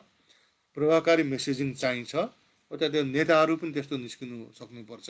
अब आङ्काजीजीले चाहिँ विभिन्न रूपले फेसबुकहरूमा चाहिँ त्यो केही गरिरहनु भएको छ होइन, तर त्यस किसिमको चाहिँ शीर्षस्थ स्तरबाट त्यो आउनुपर्छ जस्तो मलाई लाग्यो। किनभने पहुँच बढी हुन्छ नि त, जसको पहुँच बढी भयो उसले बढी त्यो प्रभाव पार्न सक्छ, एउटा त्यो पक्ष छ। अनि अर्को चाहिँ हाम्रो अब आदिवासी इभन दलितको र के हदसम्म मधेसीकोमा पनि हाम्रो मिडियामा चाहिँ पकड एकदम कमजोर छ है। र त्यो हुनु चाहिँ अब हामी अब मातृभाषी खसभाषी होइनौँ, अनि नेपाली पत्रकार क्षेत्रमा चाहिँ खसभाषी भएको हुनाले त्यसले पनि हामीलाई बेफाइदा गर्छ। तर मेरो विचारमा वैकल्पिक त्यो मिडिया चाहिँ हामीले निर्माण गर्नुपर्छ, जसले गर्दा चाहिँ हामीले चाहिँ हाम्रो आवाजहरू लान सकौँ, झुटहरूलाई भ्रमहरूलाई हामीले प्रष्ट पार्न सकौँ। त्यसले गर्दाखेरि चाहिँ हाम्रो मान्छेमा चाहिँ ऊ हुन्छ। अब ड्रास्टिकली चाहिँ एकपल्ट नहुनु सक्छ, तर कस्तो हो भने क्राइसिस आएको बेला चाहिँ बढी परिवर्तनहरू हुन्छ होइन। त्यसले गर्दाखेरि हामी चाहिँ क्राइसिस आउनु लाग्यो भनेर तर्सिनु चाहिँ हुँदैन है। कहिले कहिले क्राइसिसले मौका दिन्छ र क्राइसिस आएको बेला हामीले त्यो मौका लिनु पनि पर्छ। अब अर्को कमेन्ट रहेछ, धन्यवाद रमेश किरणजीलाई, मणि विक्रमजीको पनि सेवा मात्र छ। अब उद्दीप लाउतीजीको अहिले जनता समाज पार्टीले शासकीय स्वरूपको रूपमा कार्यकारी राष्ट्रपति गरिरहेको छ, यसले आदिवासी लगायतको उत्पीडन राम्रै पढ्नु। अहिले जनता समाजवादी पार्टीले शासकीय स्वरूपको रूपमा कार्यकारी राष्ट्रपतिको वकालत गरिरहेको छ, यसले आदिवासी जनजाति मधेसी लगायतका उत्पीडन परेका जनताको फाइदा कि बेफाइदा हुन्छ, फाइदा हुन्छ भने के हुन्छ, बेफाइदा हुन्छ भने के हुन्छ। मेरो आफ्नो धारणा चाहिँ यसले बेफाइदा गर्छ दुई किसिमले। एउटा देशको लागि पनि बेफाइदा गर्छ। अब म चाहिँ मेरो विचार चाहिँ के हुन्छ, यो लामो तर्क गर्नु कुरोहरू राख्न सकिन्छ होइन। म छोटकरीमा के भन्नु भन्छ, एउटा कुरो त अघि पनि मैले चर्चा गरेँ, राष्ट्रपति प्रणालीले दलीय व्यवस्थालाई दुई दलीयतिर धकेल्छ। त्यसले गर्दा यो जनता समाजवादी पार्टीको आफ्नै पार्टीगत हितको लागि पनि छैन होइन, वा सानो जसले उठाउँछ त्यो दलहरूको लागि छैन यो। र दोस्रो चाहिँ यो देशको लागि पनि यो घातक हुनसक्छ। यसको चाहिँ प्राज्ञहरूले कसरी चाहिँ यसलाई त्यो कुरा वकालत गरेका छन् भने, जस्तो संसारमा राष्ट्रपति प्रणाली अपनाउने सबै देशमा है एकपल्ट न एकपल्ट ठुलो सङ्कट आएको छ। कि त डेमोक्रेसी डुबेको छ, कि त के अरे सेनाले शासन लिएको छ, वा कि त सडकदेखि ठुलो आन्दोलन भएर के अरे सत्ता परिवर्तन भएको छ होइन, भएको छ, ठुलो सङ्कट आएको छ क्या। त्यसको दाँजोमा हामीले पार्लियामेन्टरी सिस्टम हेऱ्यौँ भने पार्लियामेन्टरी सिस्टम नेपालमा पनि फेल भयो, अन्य देशहरूमा पनि फेल भएको छ। तर कतिपय देशमा पार्लियामेन्टरी सिस्टम फेल भएको छैन। आधी उधी देशमा फेल भयो, आधी उधी देशमा फेल भएको छैन। राष्ट्रपति प्रणाली सबै देशमा फेल भएको छ, एकपल्ट न एकपल्ट। भनेपछि त नेपालमा लोकतन्त्र जोगाउने हो भने त हामीले त सम्भावना त संसदीय प्रणालीबाट बढी हुन्छ। त्यसले गर्दाखेरि एउटा सानो दलको हित लागि पनि हितकर छैन, अर्को ठुलो दलको के अरे देशको लागि पनि हितकर छैन, लोकतन्त्रको लागि पनि हितकर छैन। अब यसमा अरू धेरै पक्ष छ। नेपालमा एक किसिमको मान्छेले राष्ट्रपति प्रणालीमा के राष्ट्रपतिमा पावर हुन्छ, उसले त्यसले गर्दा काम गर्नु सक्छ भन्ने नेपालमा धेरै सम्झिन्छन्। त्यो एकदम गलत हो। राष्ट्रपति प्रणाली भन्ने प्रणालीमा संरचनागत रूपमा संसदमा बढी पावर हुन्छ। तपाईँ अमेरिकामा हेर्नुहोस्, अब ट्रम्प टिभीमा बढी देखिन्छन् होइन, कि उनले राष्ट्रपति अन्तर्गत फरेन रिलेसन्सहरू हुन्छ, सेना उसको अन्तर्गत हुन्छ, त्यसले गर्दा ऊ हुन्छ। तर संरचनागत रूपमा बजेट बनाउने संसदले हो। ट्रम्पको रोल भनेको चाहिँ के हो भने मेरो कुरोहरू पनि बजेटमा राखेन भने म सही गर्दिनँ भनेर उसले त्यो भिटो तर्साउने हो क्या।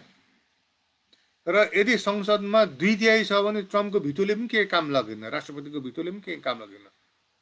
भनेपछि चाहिँ राष्ट्रपतिमा पावर धेरै हुँदैन। पावर डेफिनेटली हुन्छ। अब त्यो सबै व्यक्तिमध्ये कुन चाहिँ व्यक्ति पावरफुल हो भने राष्ट्रपति पावरफुल हो। तर संरचना संसद पावरफुल कि राष्ट्रपतिको पद पावरफुल हो भने संसद पावरफुल हो राष्ट्रपति प्रणालीमा। त्यो power division, power separation of power parliamentary सिस्टमभन्दा धेरै हुन्छ। त्यसले गर्दा कतिपय कुरोहरू चाहिँ नेपालमा चाहिँ अब नेपालले अपनाएको पार्लियामेन्टरी सिस्टम काम गरेन। त्यसले गर्दाखेरि चाहिँ मान्छेहरू वाक्क दिक्क भए। त्यसले गर्दा राष्ट्रपति प्रणाली अपनाऊ भनेर धेरै नेपालीहरू भन्नुहुन्छ। तर राष्ट्रपति प्रणालीको बारे राम्रो अध्ययन गर्नुहोस्, त्यसले तपाईँहरूलाई तर्साउँछ। नेपालमा के गर्न सकिन्छ भने संसदीय प्रणाली पनि एकै किसिमको संसदीय प्रणाली छैन क्या। बेलायतमा भएको एउटा वेस्टमिनिस्टर संसदीय प्रणाली, जर्मनीमा भएको संसदीय प्रणाली अर्कै संसदीय प्रणाली हो।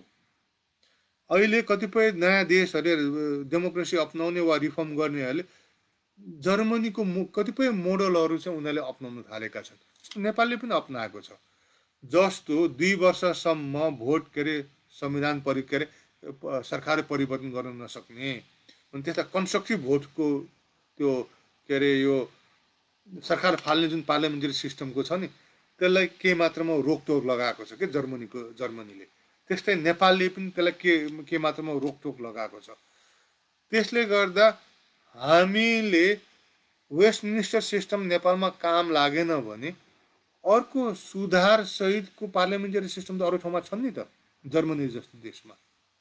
त्यस्तामा कसरी अपनाएका छन्, जस्तो जर्मनीमा कसरी चाहिँ त्यो सिस्टम अपनाएको छ भने जर्मनीमा जतिवटा क्याबिनेटहरू छन्, डिपार्टमेन्ट क्याबिनेटको मन्त्रालय छन्, त्यतिवटा संसदीय समितिहरू छन्।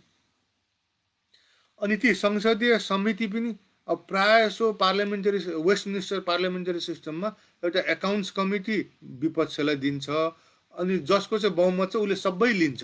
संसदीय समिति लिएपछि सबै उसले आफ्नो एजेन्डा लागू गर्छ नि त होइन। अब बहुमतकै सरकार छ, बहुमतकै मान्छेहरू समितिको अध्यक्ष छन् भनेपछि त उसले त सरकारलाई त के अरे एकाउन्टेबल गर्न, इम्बेरेस गर्नु खोज्दैन, सरकारकै बचाउमा लाग्छ।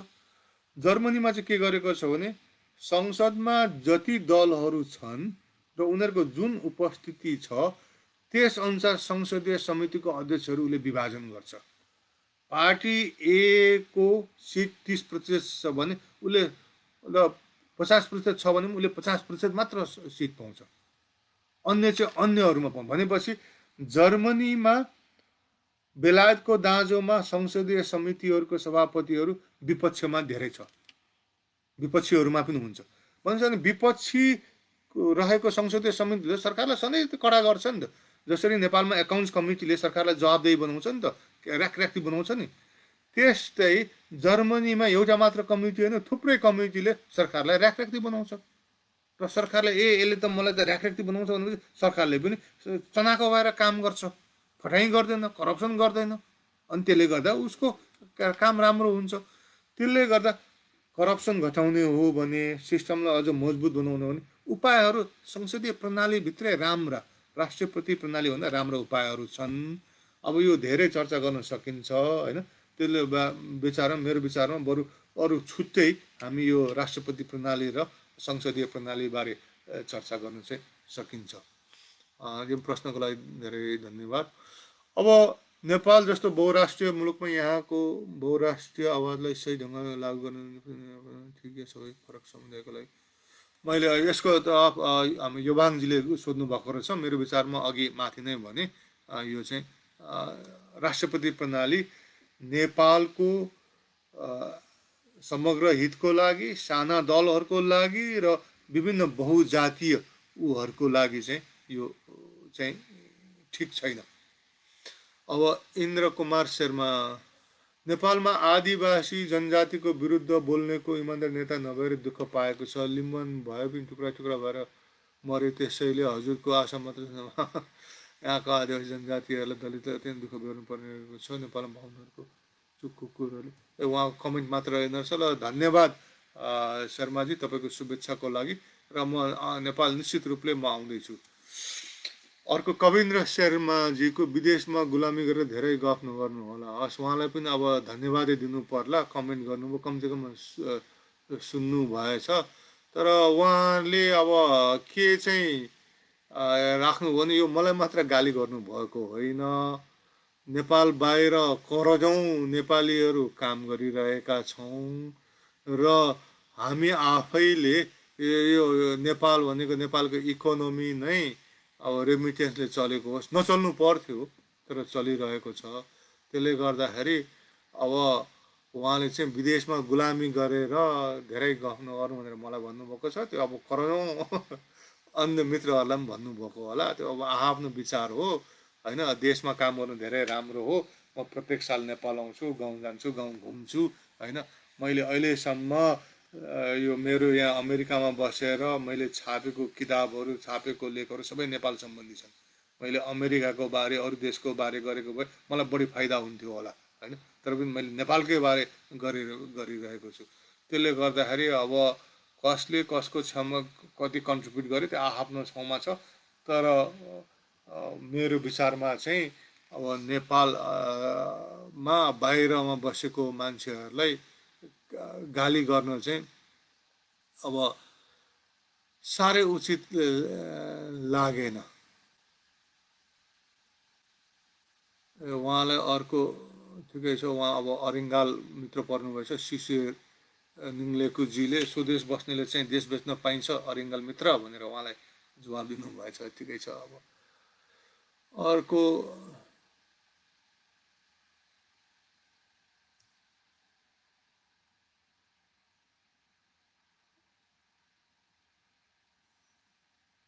ठिकै छ। कविन्द्रजी अब उहाँको आफ्नो विचार हो, म त सम्मान गर्छु होइन। कुनै दिन अब उहाँहरू पनि परिवर्तन सम्भावना, म चाहिँ सम्भावना नकार्दिनँ है। किनभने म तपाईँलाई भन्छु, अब मेरो ब्याकग्राउन्ड भनेको मेरो बुवा पहिला पूर्वपञ्च होइन, पछि राष्ट्रिय प्रजातन्त्र पार्टीको, र तपाईँ हामी सबै मेरो जेनेरेसनको मान्छेहरू हामी महेन्द्रमाला पढेर हुर्केका मान्छेहरू हौँ। त्यसले हाम्रो दिमागहरू परिवर्तन गरेको थियो र हामीलाई महेन्द्रमाला आदि इत्यादिले के सिकाएको थियो?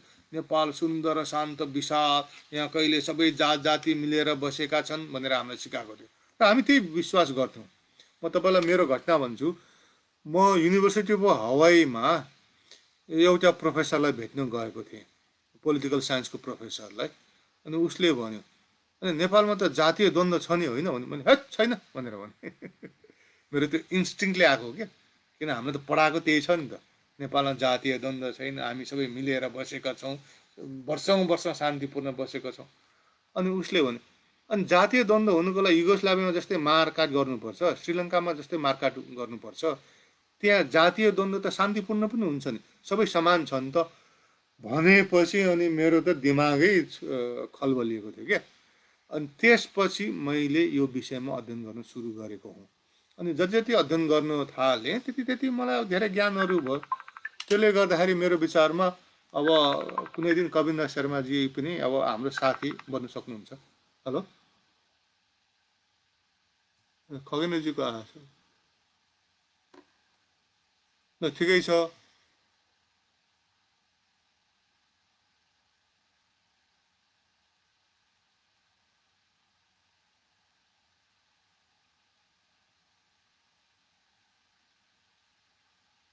ल अब चाहिँ सिद्धिएछ है। यहाँ अब दुई तिनवटा अब कविन्द्रजीको अब कमेन्टहरू केहरू छ त्यो त अब उहाँको खुसीको कुरो, उहाँले अब लोकतन्त्रमा अब त्यो व्यक्त गर्न पाइन्छ होइन।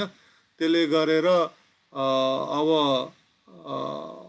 त्यो म उहाँको त्यो अधिकारलाई म रेस्पेक्ट गर्छु। अब उहाँले अरूको गर्नुहुन्छ कि हुँदैन, कम्युनिस्ट शासनमा हुन्छ कि हुँदैन त्यो बेग्लै कारण हो। अब चाहिँ सिद्धिएछ, प्रश्नहरू सिद्धियो। त्यसले गर्दाखेरि मेरो विचारमा आजलाई यति नै। धैर्यपूर्वक तपाईँहरूले सुनिदिनु भयो। आजको विषयवस्तु अलिकति केही मात्रामा गाह्रो थियो होइन।